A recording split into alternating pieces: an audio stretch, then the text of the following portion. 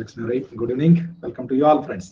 Okay, ಇವತ್ತಿನಿಂದ ಸುಮಾರು 40 ದಿನಗಳ ಕಾಲ ನಾವು ಭಾರತದ ಆರ್ಥಿಕತೆ ಮತ್ತು ಅರ್ಥಶಾಸ್ತ್ರದ ಕೆಲವು ಮಹತ್ವದ ಸಂಗತಿಗಳನ್ನು ತಿಳಿದುಕೊಳ್ಳುವಂತಹ ಒಂದು ಪಯಣವನ್ನ ಇವತ್ತು ಆರಂಭಿಸ್ತಾ ಇದ್ದೇವೆ. ಸೊ ಮೊದಲಿಗೆ ಮನೆಗೂ ಬಂತು ಎಕಾನಮಿ ಅಂತಾರು. ಹೌದು. ಸೊ ಮೊದಲಿಗೆ ಒಂದಿಷ್ಟು ತಪ್ಪು ಗ್ರಹಿಕೆಗಳು, ತಪ್ಪು ತಿಳುವಳಿಕೆಗಳನ್ನ ಪರಿಹರಿಸಿಕೊಂಡು ನಾವು ವಿಷಯಕ್ಕೆ ಹೋಗುವಂಥದ್ದನ್ನ ಮಾಡೋಣ.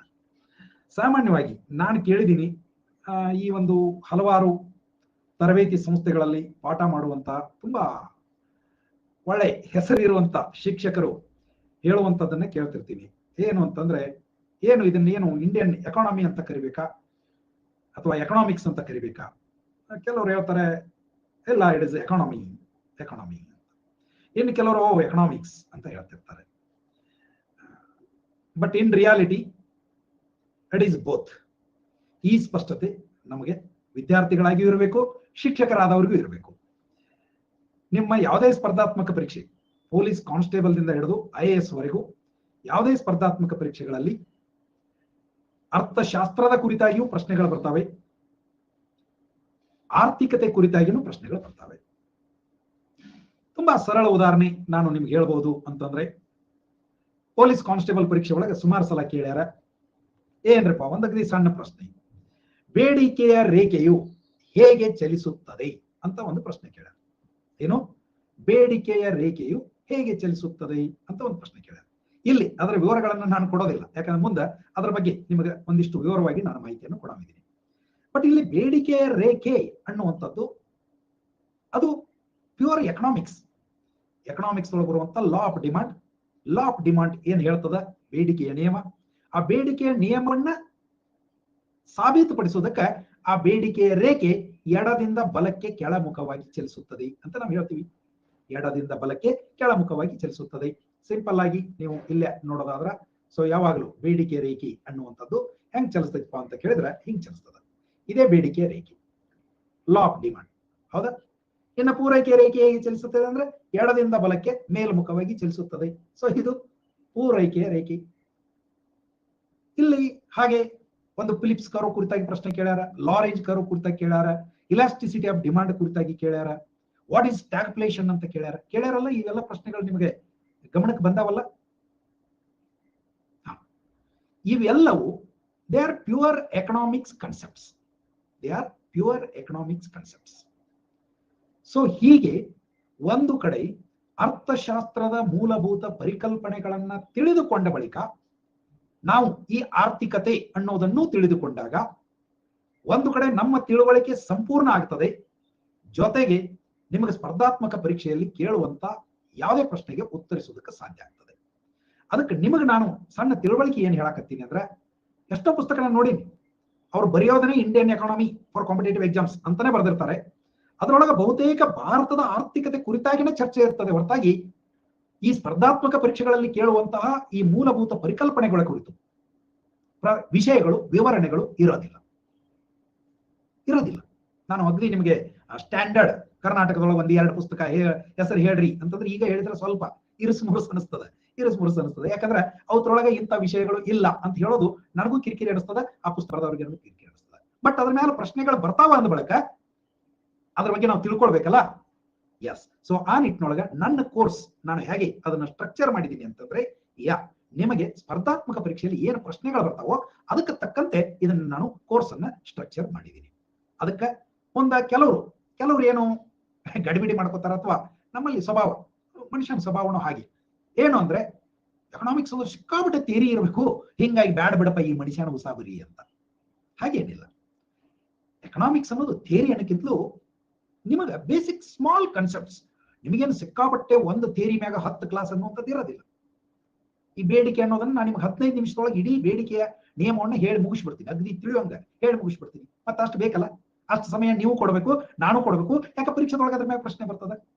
ಅದಕ್ಕೆ ನೀವು ನನ್ನ ಜೊತೆ ನನ್ನ ಕ್ಲಾಸ್ ಕೇಳುವಾಗ ಮೊದಲು ಮನಸ್ಸನ್ನ ನಿರ್ಮಳಾಗಿ ಇಟ್ಕೊಳ್ಳಿ. ನಿರ್ಮಳಾಗಿ, ಯಪ್ಪೋ ಇವ್ ಏನೋ ತಿಳಿಲಾರದು ಅದು ಇದು ಬಹಳ ಸ್ಟ್ಯಾಟಿಸ್ಟಿಕ್ಸು, ಡಯಾಗ್ರಾಮ್ಸು ಇದನ್ನೆಲ್ಲ ಹೇಳಿ ನಮ್ಗೆ ತಲೆ ಕೆಡಿಸ್ತಾರೆ ಏನೋ ಅಂತ ಹಾಗೆ ಇಟ್ಕೋಬೇಡ್ರಿ.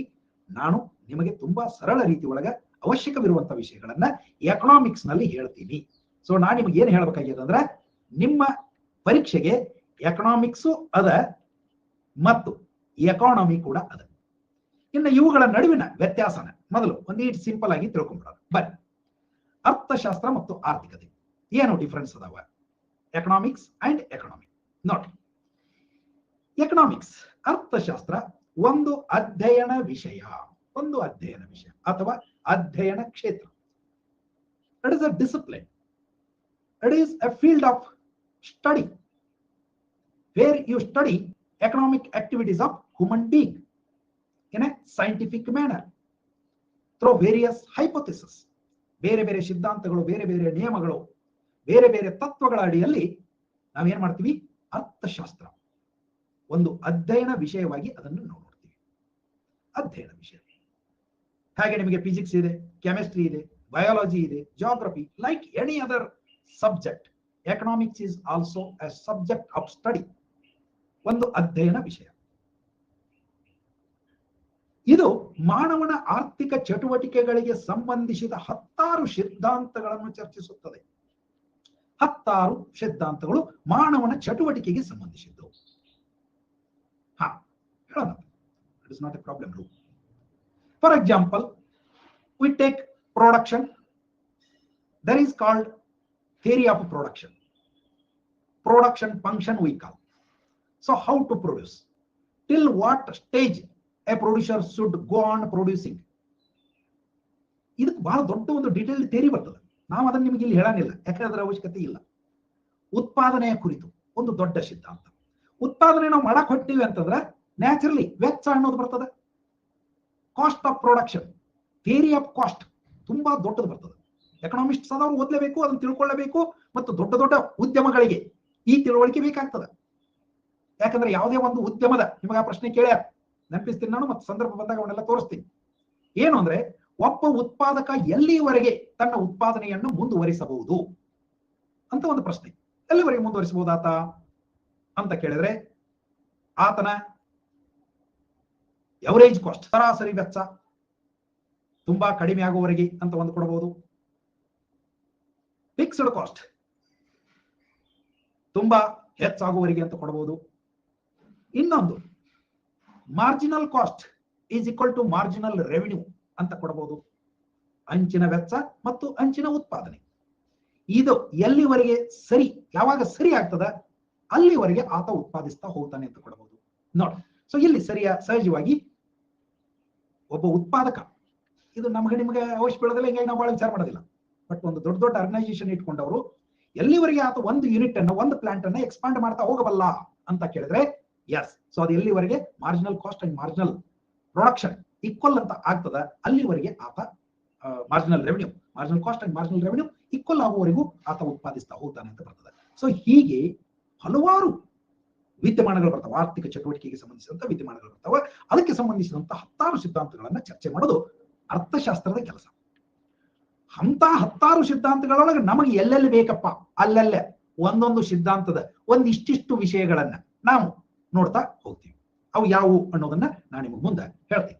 ನೋಡ್ರಿ, ಫಾರ್ ಎಕ್ಸಾಂಪಲ್, ಬೇಡಿಕೆ ನಿಯಮವನ್ನ ನಾವು ಅಧ್ಯಯನ ಮಾಡ್ತೀವಿ, ಪೂರೈಕೆ ನಿಯಮವನ್ನ ಅಧ್ಯಯನ ಮಾಡ್ತೀವಿ, ಉತ್ಪಾದನಾ ಸಿದ್ಧಾಂತ ಆಗ್ಲೇ ಹೇಳಿದೆ, ಗ್ರಾಹಕ ವರ್ತನೆ ಕನ್ಸ್ಯೂಮರ್ ಬಿಹೇವಿಯರ್ ಹೆಂಗಿರ್ತದ, ವಿವಿಧ ಮಾರುಕಟ್ಟೆಗಳು, ಪರ್ಫೆಕ್ಟ್, ನಿಮಗೆಲ್ಲ ಪ್ರಶ್ನೆ ಕೇಳ, perfect competition, imperfect competition, oligopoly, duopoly, monopoly, monopsony, ಇವೆಲ್ಲದರ ಕುರಿತು ನಾವು ಬಹಳ ವಿವರವಾಗಿ ತಿಳ್ಕೊಬೇಕಾಗಿಲ್ಲ. At least we should know what is monopoly, we should know what is duopoly. ಹೌದಲ್ಲ? ಅಷ್ಟು ಕನಿಷ್ಠ ತಿಳುವಳಿಕೆ ಏನೈತಲ್ಲ ಅದನ್ನ ನಾವು ಇಲ್ಲಿ ನೋಡ್ತೀವಿ. ಆರ್ಥಿಕ ಆವರ್ತಗಳು ತುಂಬಾ ಮಹತ್ವದ್ದು. ಟ್ರೇಡ್ ಸೈಕಲ್ಸ್ ಪ್ರತಿ ಎಕಾನಮಿ ಒಳಗೆ ಎಕಾನಮಿ ಹಿಂಗ್ ಹೋಗ್ಬೇಕಂತ ನಾವು ಬಯಸ್ತೀವಿ, ಹಿಂಗ ಬೆಳ್ಕೊಂತ ಮ್ಯಾಲ ಹೋಗ್ಬೇಕು ಅಂತ ಬಯಸ್ತೀವಿ ನಾವು. ಆದ್ರೆ ಹಂಗ ಹೋಗೋದಿಲ್ಲ. ಏನಾಗ್ತದ, ಅದು ಹಿಂಗ್ ಹೋಗಿ ಹಿಂಗ್ ಬರ್ತಿರ್ತದ, ಮ್ಯಾಲ ಹೋಗ್ತಿರ್ತೈತಿ, ಕೆಳಗೆ ಇಳಿತಿರ್ತೈತಿ. ಕೆಳಗೆ ಇಳಿಯೋದು ಬ್ಯಾಡ್ರಿ ಅಂತ ನಾವು ಬಹಳ ಗಜಮ್ ನಿಂತ್ರು ಸಹಿತ ಅದು ಇಳಿವಾಗಿ ಇಳಿತೈತಿ. ಅಫ್ಕೋರ್ಸ್ ಹಂಗಂತಂದು ಇಳಿಲಿ ಬಿಡೋದಿಲ್ಲ. ಅದರ ಸಲುವಾಗಿನ ವ್ಯವಸ್ಥೆಗಳದಾವ. ಮುಖ್ಯವಾಗಿ ಮಾನಿಟರಿ ಪಾಲಿಸಿ ಅಂತ ಬರ್ತದ, ಫಿಸ್ಕಲ್ ಪಾಲಿಸಿ ಅಂತ ಬರ್ತದ. ಅವು ಎರಡನ್ನ ಬಳಸಿಕೊಂಡು ನಾವ್ ಏನ್ ಮಾಡ್ತೀವಿ, ಒಂದು ಅರ್ಥ ವ್ಯವಸ್ಥೆ ಒಳಗ ಎಕಾನಮಿ ಹಿಂಗ ಕೆಳಗೆ ಇಳಿಲಾರ್ದಂಗ ನೋಡ್ಕೋತ ಹೋಗ್ತೀವಿ. ಮೆಲ್ಲಕ ಬೆಳಿಲಿ, ಆದ್ರೆ ಒಟ್ಟ ಮ್ಯಾಲ ಬೆಳಿಲಿ ಅಂತ ನಮ್ದು ಹಿಂಗ ಅಪೇಕ್ಷೆ ಇರ್ತದೆ. ಅಫ್ಕೋರ್ಸ್ ಹಿಂಗ ಬೆಳೆದ್ರೆ ಯಾರು ಬೇಡ ಅನ್ನೋದಿಲ್ಲ, ಹಿಂಗ ಬೆಳೆದ್ರೆ ಯಾರು ಬೇಡ ಅನ್ನೋದಿಲ್ಲ. ಆದ್ರೆ ಹಂಗ ಬೆಳೆಯೋದು ಬಹಳ ಕಠಿಣ ಇರ್ತೈತಿ. ಮತ್ತ ಹಂಗ ಬೆಳೆದದ್ದು ಸ್ಥಿರವಾಗಿ ನಿಲ್ಲೋದು ಇನ್ನೂ ಕಠಿಣ ಇರ್ತೈತಿ. ಅದಕ್ಕಾಗಿ ಭಾರತದ ಒಂದು ಮೂಲಭೂತ ಮಂತ್ರ ಭಾರತ ಸರ್ಕಾರದ್ದು ಏನಪ್ಪಾ ಅಂತ ಕೇಳಿದ್ರೆ ಗ್ರೋತ್ ವಿತ್ ಸ್ಟೆಬಿಲಿಟಿ. ಇದನ್ನ ನೀವು ಕೇಳಿರ್ಬೋದು. ಗ್ರೋತ್, ವಿ ಸೇಪಡ್ ರಿಕವರಿ, ಅದು ಈಗ ಬೇರೆ ಬೇರೆ ಟೈಪ್ಸ್ ಆಫ್ ರಿಕವರಿ ಬರ್ತಾವ. ಅದು ಈ ಕೋವಿಡ್ ಹಿನ್ನೆಲೆ ಒಳಗೆ ವಿ ಸೇಪಡ್ ಅಂತ ಹೇಳಿದ್ರು. ಅವನ್ನೆಲ್ಲ ನಿಮ್ಗೆ ಬೇಕಾದ್ರೆ ನಾನು ಡೌಟ್ಸ್ ಕ್ಲಿಯರಿಂಗ್ ಸೆಷನ್ ಒಳಗೆ ಅದು ಬೇಕಾದ್ರೆ ಬರೆದಿಟ್ಕೊಡ್ರಿ ಇಂಥವನ್ನೆಲ್ಲ, ಇಂಥವನ್ನಲ್ಲಿ ಚರ್ಚೆ ಮಾಡೋದಂತ. ಈ ಒಂದು ಆರ್ಥಿಕ ಆವರ್ತಗಳು ಅನ್ನುವಂಥವು ಆಗ್ತಾನೆ ಇರ್ತಾವ. ಅದಕ್ಕಾಗಿ ಎಕಾನಮಿ ಹಿಂಗೆ ಬೌ ಅಂತ ಬೆಳೆಯಕ್ಕಿಂತಲೂ ಮೆಲ್ಲಕ ಬೆಳೆಯಲಿ, ಆದ್ರೆ ಗಟ್ಟಿ ನೆಲೆ ಒಳಗೆ ಬೆಳೆಯಲಿ. ಅದಕ್ಕಾಗಿ ಭಾರತ ಸರ್ಕಾರ ಮೊದಲಿನಿಂದಲೂ ಅಳವಡಿಸಿಕೊಂಡು ಬಂದಂಥದ್ದು ಗ್ರೋತ್ ವಿತ್ ಸ್ಟೆಬಿಲಿಟಿ, ಸ್ಥಿರತೆಯೊಂದಿಗೆ ಬೆಳವಣಿಗೆ ಅಂತ ಹೇಳ್ತೇವೆ. ಸ್ಥಿರತೆಯೊಂದಿಗೆ ಬೆಳವಣಿಗೆ. ಹಂಗ ಈ ಆರ್ಥಿಕ ಆವರ್ತಗಳ ಕುರಿತು ಇದರೊಳಗೆ ಪ್ರಶ್ನೆ ಕೇಳ್ತಾರೆ ನಿಮ್ಗೆ, ಯಾವುದು ರಿಕವರಿ ಸ್ಟೇಜ್, ಯಾವುದು ರಿಸೆಷನ್ ಸ್ಟೇಜ್, ಯಾವುದು ಬೂಮು, ಯಾವುದು ಡಿಪ್ರೆಷನ್. ನೋಡಿ, ಇವೆಲ್ಲ ಕಾನ್ಸೆಪ್ಟ್ಗಳು ತಮ್ಮ ಕೇಳ್ಯಾರ ಮತ್ತು ಗೊತ್ತಿರ್ಬೇಕಾಗ್ತದ. ನಾನು ಸಮಯ ಸಂದರ್ಭ ಬಂದಾಗ ಅಗ್ನಿ ನೀಟಂಗೆ ತಲೆಯಾಗ ಅಚ್ಚೊತ್ತು ಹಂಗ ಹೇಳ್ಕೊಡ್ತೀನಿ, ಡೋಂಟ್ ವರಿ. ರಾಷ್ಟ್ರೀಯ ಆದಾಯ ತುಂಬಾ ಮಹತ್ವದ ಒಂದು ಅಧ್ಯಾಯ, ಅದನ್ನು ನಿರ್ಧಾರ ಮಾಡುವಂಥದ್ದು. ಸೊ ಇವು ಅರ್ಥಶಾಸ್ತ್ರ ಅಧ್ಯಯನ ವಿಷಯದ ಕೆಲವು ಉದಾಹರಣೆಗಳು. ಇನ್ನು ಜಗ್ಗದವು ನಿಮಗೆ ಒಂದೀಟ್ ಗೊತ್ತಾಗ್ಲಿ, ನಿಮಗೆ ಕೇಳಿರುವನ್ನ ಹೇಳಕತ್ತೀವಿ. ಅಂದ್ರೆ ಅರ್ಥಶಾಸ್ತ್ರ ಏನ್ ಮಾಡ್ತೈತಿ, ಇಂಥ ಸಿದ್ಧಾಂತಗಳ ಕುರಿತು ತನ್ನದೇ ಆದಂತ ಊಹೆಗಳನ್ನ ಮಾಡಿ ಅದು ತನ್ನ ವಿಚಾರಗಳನ್ನ ಮಂಡಿಸ್ತೈತಿ. ಹೀಗಾಗಿ ಆ ಊಹೆಗಳಿರೋದ್ರಿಂದ ಅಲ್ಲಿ ಸಾಕಷ್ಟು ಲಿಮಿಟೇಷನ್ಸ್, ಮಿತಿಗಳು ಕೂಡ ಅದಾವ, ಟೀಕೆಗಳು ಕೂಡ ಇರ್ತಾವ ಪ್ರತಿ ಸಿದ್ಧಾಂತದ ಮೇಲೆ. ಎಲ್ಲಾ ಸಬ್ಜೆಕ್ಟ್ದಲ್ಲೂ ಇವನ್ ಲಾ ಆಫ್ ಗ್ರಾವಿಟಿಗೆನ ಟೀಕೆಗಳದಾವ ಅಥವಾ ಲಿಮಿಟೇಷನ್ಸ್ ಅದಾವಿಲ್ರಿ. ಲಾ ಆಫ್ ಗ್ರಾವಿಟಿ ಅಂತ ಏನು ನಮ್ಗೆ ನ್ಯೂಟನ್ ಕೊಟ್ಟಾನ, ಅದಕ್ಕೆ ಮಿತಿಗಳದಾವಿಲ್ರಿ? ಅದಾವಿಲ್ರಿಪ್ಪ, ಫಿಸಿಕ್ಸ್ ಅವ್ರು ಹೇಳ್ಬೇಕು ಮತ್ತೆ. ಅದಾವ. ಸೊ ಇನ್ನು ಫಿಸಿಕ್ಸ್ ಅಂತ ಸಬ್ಜೆಕ್ಟ್ ದೊಳಗಿನ ಒಂದು ಸಿದ್ಧಾಂತಕ್ಕನ ಮಿತಿಗಳಿರ್ಬೇಕಾದ್ರೆ economics deals with human behavior so far as his economic aspect of life is concerned, and naturally human behavior is very much unpredictable ಅಂತ ಹೇಳ್ತೀವಿ ನಾವು. ಮಾನವನ ವರ್ತನೆ ಯಾವುದೇ ವಿಷಯ ತಗೊಳ್ರಿ ನೀವು, ಯಾವುದೇ ವಿಷಯ, ಅವನ ರಾಜಕೀಯ ವರ್ತನೆ ಅಂತ ತಗೊಳ್ರಿ, ಸಾಮಾಜಿಕ ವರ್ತನೆ ತಗೊಳ್ರಿ, ಆರ್ಥಿಕ ವರ್ತನೆ ತಗೊಳ್ರಿ, ನೀವೇನೋ ಅಂದ್ಕೊಂಡಿರ್ತೀರಿ, ಅವ ಏನೋ ಮಾಡಿರ್ತಾನ. He is very much unpredictable. ಈ ಕಾರಣಕ್ಕಣ ನಿಮ್ಗೆ ಗೊತ್ತೈತಿ, ಎಂತೆಂತ ಸಂದರ್ಭದೊಳಗ ಇದೇ ಪಕ್ಷ ಆರಿಸಿ ಬರ್ತದ ಅಂತ ಎಲ್ಲಾರು ಕುಂತಿರ್ತಾರ. ಎಲ್ಲಾರು ದೊಡ್ಡ ದೊಡ್ಡ ಘಟಾನುಘಟಿಗಳು ಅದ್ರ ಬಗ್ಗೆ ಊಹೆ ಮಾಡಿರ್ತಾರೆ, ಎಲ್ಲಾರು ಹೇಳ್ತಿರ್ತಾರೆ, ಓಪನ್ ಆಗಿ ಹೇಳ್ತಿರ್ತಾರೆ. ಆದ್ರೆ ಎಲೆಕ್ಷನ್ ರಿಸಲ್ಟ್ ಬಂದಾಗ ಇನ್ಯಾವುದೋ ಪಕ್ಷ ಅಧಿಕಾರಕ್ಕೆ ಬಂದ್ಬಿಡ್ತದ, ಹೌದಲ್ಲ? So this is how human behaviour is very much unpredictable. ಹೀಗೆ ಅದು ಎಕನಾಮಿಕ್ಸ್ಗೂ ಅನ್ವಯ ಆಗ್ತದ, ರೈಟ್? ಅರ್ಥಶಾಸ್ತ್ರ ಹೀಗೆ ಸಿದ್ಧಾಂತಗಳ ಕುರಿತು ಅಧ್ಯಯನ ಮಾಡೋದು. ಆರ್ಥಿಕತೆ, ಎಕಾನಮಿ ಏನಪ್ಪಾ ಇದು? ಇದು ಅರ್ಥಶಾಸ್ತ್ರವನ್ನ ಅನ್ವಯ ಮಾಡುವ ಕ್ಷೇತ್ರವಾಗಿದೆ. Economy is where economics is applied. Simple. ನೌಕಾಪುರ ಬರಿ, ನಮಸ್ಕಾರ. ಚಿಟ್ಟಿ, ಹಾಯ್ ಹಲೋ, ಬರಿ. Economy is where economics is applied. ಅರ್ಥಶಾಸ್ತ್ರದ ನಿಯಮಗಳನ್ನ, ತತ್ವಗಳನ್ನ ಎಲ್ಲಿ ನಾವು ಅಳವಡಿಸಿಕೊಳ್ತೀವಲ್ಲ ಅದನ್ನ ಆರ್ಥಿಕತೆ ಅಂತ ಕರಿತೀವಿ, economy. And that is why ಇಡೀ ಜಗತ್ತಿಗೆ ಒಂದೇ ಅರ್ಥಶಾಸ್ತ್ರ. Economics is common for the whole world. Inflation ಅಂದ್ರೆ ಏನು ಅಂತ ಅಮೆರಿಕಾದಾಗ ಹೋಗಿ ಕೇಳಿದ್ರು ಅದೇ ಉತ್ತರ, ಇಂಡಿಯಾದಾಗ ಕೇಳಿದ್ರು ಅದೇ ಉತ್ತರ, ಎಲ್ಲಿ ಹೋದ್ರು ಅದೇ ಉತ್ತರ. ಆದರೆ ಆರ್ಥಿಕತೆ ಅನ್ನೋದು ದೇಶದಿಂದ ದೇಶಕ್ಕೆ ಭಿನ್ನ ಆಗ್ತದೆ. ಪ್ರತಿ ದೇಶಕ್ಕೂ ಒಂದು ಆರ್ಥಿಕತೆ ಅದ. ಹೀಗಾಗಿ ಕೆಲವು ಸಲ ಈ ದೇಶದ ಆರ್ಥಿಕತೆ ಅನ್ನೋದು ಎಲ್ಲಾ ದೇಶದೊಳಗೆ ಒಂದೇ ತರ ಇರೋದಿಲ್ಲ. ಆ ಕಾರಣಕ್ಕೇನೆ ಆರ್ಥಿಕ ನಿಯಮಗಳು ಒಂದೇ ತೆರನಾದ ಫಲಿತಾಂಶವನ್ನ ಎಲ್ಲಾ ದೇಶಗಳಲ್ಲಿ ಕೊಡೋದಿಲ್ಲ. Economic theories. ಇನ್ನು ಕೆಲವು ಇಂಥ ಅನಾಹುತ ರಿಸಲ್ಟ್ ಬರ್ತಾವಂದ್ರೆ ನಿಮ್ಗೆ ಗೊತ್ತದ, ಗ್ರೇಷಮ್ಸ್ ಲಾ ಕೇಳಿದಿರಿ? ಒಂದು ಉದಾಹರಣೆ ಹೇಳಕತ್ತೀನಿ, ನಿಮ್ಗೆ ಕೇಳಿದಿರಿ? ಗ್ರೇಷಮ್ಸ್ ಲಾ ಕೇಳಿದಿರಲ್ಲ? ಎಸ್. ಸೊ ಗ್ರೇಷಮ್ಸ್ ಲಾ ನೋಡ್ರಿ, ಬ್ಯಾಡ್ ಮನಿ ಡ್ರೈವ್ಸ್ ಔಟ್ ಗುಡ್ ಮನಿ. ಇಲ್ಲಿ ಇಂಗ್ಲೆಂಡಿನ ಆ ಕಾಲದ ಸರ್ಕಾರದ ಉದ್ದೇಶ ಏನಾಗಿತ್ತು ಅಂದ್ರೆ, ಜನ ಎಲ್ಲ ಈ ಹರಕ್ ಮುರುಕ್ ನೋಟ್ ಬಳಸೋದು ನೋಡಿ ಅವ್ರಿಗೆ ಬೇಸರ ಆಗಿತ್ತು. ವರ್ನೌಟ್ ಆಗಿರುವಂತ, ಸೌದು ಹೋಗಿರುವಂತ ನಾಣ್ಯಗಳನ್ನ ಬಳಸೋದನ್ನ ನೋಡಿ ಒಂಥರ ಅಸಹ್ಯ ಅನಿಸಿ, ಬೇಸರ ಅನಿಸಿ ಸರ್ಕಾರ ಏನ್ ಮಾಡ್ತು, ಹೊಸ ಗರಿ ಕರೆನ್ಸಿಗಳನ್ನ ಮಾರುಕಟ್ಟೆಗೆ ಬಿಡುಗಡೆ ಮಾಡ್ತು. ಮಾರುಕಟ್ಟೆಗೆ ಗರಿ ಗರಿ ಕರೆನ್ಸಿಗಳು ಬಂದು ಪ್ರಿಂಟ್ ಆದು, ಎಕಾನಮಿ ಒಳಗೆ ಪಂಪ್ ಆದು. ಆದ್ರೆ ಸರ್ಕ್ಯುಲೇಷನ್ ಒಳಗ ಹಣನೇ ಇಲ್ಲ. ಎಲ್ಲಿ ಹೋಯ್ತು ಹೊಸ ಹಣ? ನೋಡ್ರಿ, ಇದನ್ನ ಹಣ ಪ್ರಿಂಟ್ ಹಾಕೋರು ವಿಚಾರ ಮಾಡಿರಲಿಲ್ಲ. ಹಣ ಪ್ರಿಂಟ್ ಹಾಕೋರು ವಿಚಾರಣೆ ಮಾಡಲಿಲ್ಲ. ಸೊ ಮಂದಿ ಅದೇ ಹಳೆ ನೋಟುಗಳನ್ನ, ಹಳೆ ನಾಣ್ಯಗಳನ್ನ ಬಳಸೋದಕ್ಕೆ ಶುರು ಮಾಡಿದ್ರ ಹೊರತಾಗಿ ಹೊಸ ಕರೆನ್ಸಿಗಳನ್ನ, ಹೊಸ ನಾಣ್ಯಗಳನ್ನ ಯಾರು ಬಳಸೋದಕ್ಕೆ ಇಷ್ಟಪಡ್ತಾ ಇಲ್ಲ. ಯಾಕಂದ್ರೆ ನಾ ಎಲ್ಲಿ ಹೊಸದನ್ನು ಕೊಟ್ರೆ ನನಗೆ ಹಳೇದು ಬಂದ್ ಹಿಂದಿತು ಅನ್ನುವಂತ ಒಂದು ಅವ್ಯಕ್ತ ಭಯ ಮತ್ತು ಹೊಸದರ ಕುರಿತಾಗಿ ಇರುವಂತ ವ್ಯಾಮೋಹ. ಮತ್ತೆ ಇದು ಎಷ್ಟರ ಮಟ್ಟಿಗೆ ಕೆಲಸ ಮಾಡ್ತೈತಿ ಅನ್ನೋದಕ್ಕೆ ನಾನು ನಿಮಗೆ 100 ಸಲ ಹೇಳಿದೀನಿ. ನಿಮ್ಮ ಬಿಹೇವಿಯರ್ ಅನ್ನ ನೀವೇ ಅಬ್ಸರ್ವ್ ಮಾಡ್ಕೊಂಡು ನೋಡ್ರಿ. ನೀವು ಮಾರುಕಟ್ಟೆಗೆ ಹೋಗಿರಿ, ನಿಮ್ಮ ಹತ್ರ ಒಂದು 10 ಬೇರೆ ಬೇರೆ ನೋಟ್ಗಳದಾವ, ನೀವೇನೋ ಒಂದು ಕೊಂಡುಕೊಂಡಿದ್ದೀರಿ. ಕೊಂಡುಕೊಂಡ ಬಳಿಕ ಅವ್ರಿಗೇನೋ 10 ರೂಪಾಯಿ ಕೊಡಬೇಕು, 20 ರೂಪಾಯಿ ಕೊಡಬೇಕು, 100 ರೂಪಾಯಿ ಕೊಡಬೇಕು. ನಿಮ್ಮ ಬಳಿ ಆ 20, 10, 100 10 ನೋಟ್ ಅದಾವ. ಅದ್ರೊಳಗೆ ಯಾವ್ದನ್ನ ನೀವು ಮೊದಲು ಅವನಿಗೆ ತೆಗೆದುಕೊಡ್ತೀರಿ ಅಂತಂದ್ರೆ, ನೀವೇನ್ ಶಾಶ್ವತ 1000 ವರ್ಷ ಅದ ನೋಟ್ ಇಟ್ಕೊಂಡು ಬಾಳ್ವೆ ಮಾಡೋದಿಲ್ಲ. ಬಟ್ ಯಾವ್ದು ಮೊದಲು ಹಳೇದಿರ್ತದ, ಸೌದೋಗಿರ್ತದ, ಹರಿಯಾಕಾಗಿರ್ತದ, ಅದನ್ನ ತೆಗೆದುಕೊಡ್ತೀವಿ. See, this is human behaviour with respect to some economic activity. ಹೌದಲ್ಲ? ಸೊ ಹೀಗೆ ಈ ಕೆಲವು ಆರ್ಥಿಕ ನಿಯಮಗಳು ಎಲ್ಲಾ ಕಡೆ ಒಂದೇ ತೆರನಾಗಿ ಅನ್ವಯ ಆಗುವುದಿಲ್ಲ ಅನ್ನೋದಕ್ಕೆ ಇವೆಲ್ಲ ಇಂಥವು ಉದಾಹರಣೆಗಳು. ಹಾಗೆ ಗಿಫನ್ ಗೂಡ್ಸ್ ಅಂತ ನಾವು ನೋಡ್ತೀವಿ, ಅದಕ್ಕೆ ಲಾ ಆಫ್ ಡಿಮಾಂಡ್ ಅನ್ವಯ ಆಗೋದಿಲ್ಲ. ಹೀಗೆ ಹಲವಾರು ಸಂಗತಿಗಳು, ಎಕ್ಸೆಪ್ಷನ್ಸ್ ಅನ್ನೋದು ಬರ್ತಾವ. ಅವುಗಳನ್ನ ಬಂದಾಗ ನೋಡ್ಕೊತ ಹೋಗೋಣ. ಇದಿಷ್ಟು ನಿಮಗೆ ಬ್ಯಾಕ್ ಗ್ರೌಂಡ್. ಇನ್ನ now we are entering into economics first, then we will go to Indian economy at later stage. Okay, introduction to economics, ಅರ್ಥಶಾಸ್ತ್ರ. ಒಂದು ಪೀಠಿಕೆ. ಏನ್ ಪೀಠಿಕೆ ರೀಪ? ಅರ್ಥಶಾಸ್ತ್ರ ಆಗ್ಲೇ ನೋಡಿದ್ವಿ, ಇದೊಂದು ಅಧ್ಯಯನ ವಿಷಯ, ಫೀಲ್ಡ್ ಆಫ್ ಸ್ಟಡಿ. ಈ ಒಂದು ಚಿಂತನೆ, ಆರ್ಥಿಕ ಚಟುವಟಿಕೆಯ ಕುರಿತಾದ ಅಧ್ಯಯನ ಅರ್ಥಶಾಸ್ತ್ರ ಅಂತ ನಾವು ಸಿಂಪ್ಲೆಸ್ಟ್ ಡೆಫಿನೇಷನ್ ಕೊಡೋದಾದ್ರೆ, ಈ ಆರ್ಥಿಕ ವ್ಯವಹಾರಗಳ ಚಿಂತನೆ ಲೈಕ್ ಎನಿ ಅದರ್ ಸಬ್ಜೆಕ್ಟ್ ತುಂಬಾ ಪ್ರಾಚೀನವಾದದ್ದೇನೆ. ಏನು ನಮ್ಮ ನಾಗರಿಕತೆಗಳು, ಮೆಸೊಪೊಟಮಿಯಾ ಇರ್ಬೋದು, ಗ್ರೀಕ್ ನಾಗರಿಕತೆ ಇರ್ಬೋದು, ರೋಮನ್ ಸಿವಿಲೈಸೇಷನ್ ಇರ್ಬೋದು, ನಮ್ಮ ಭಾರತದ ಉಪಖಂಡದಲ್ಲಿ ಸಾಕಷ್ಟು ಅಂತ ವಿಚಾರಗಳು, ಚಿಂತನೆಗಳು ಬಂದು ಹೋಗ್ಯಾವ. ಚೀನಾದ, ಪರ್ಷಿಯಾದ, ಅರಬ್ ನಾಗರಿಕತೆ, ಈ ಎಲ್ಲ ಪ್ರಾಚೀನ ನಾಗರಿಕತೆಗಳ ಕಾಲದಲ್ಲಿ ಈ ಬಗ್ಗೆ ಚಿಂತನೆ. ಯಾಕಂದ್ರೆ ಮನುಷ್ಯನ ಒಂದು ನಾಗರಿಕ ಜೀವನ ಅಂತ ಶುರುವಾದ ತಕ್ಷಣನೇ ಈ ಆರ್ಥಿಕ ಶಕ್ತಿಯ ಮಹತ್ವ ಆತನಿಗೆ ಬಹುತೇಕ ಗೊತ್ತಾಗ್ತಾ ಹೋಯ್ತು. ಆರ್ಥಿಕ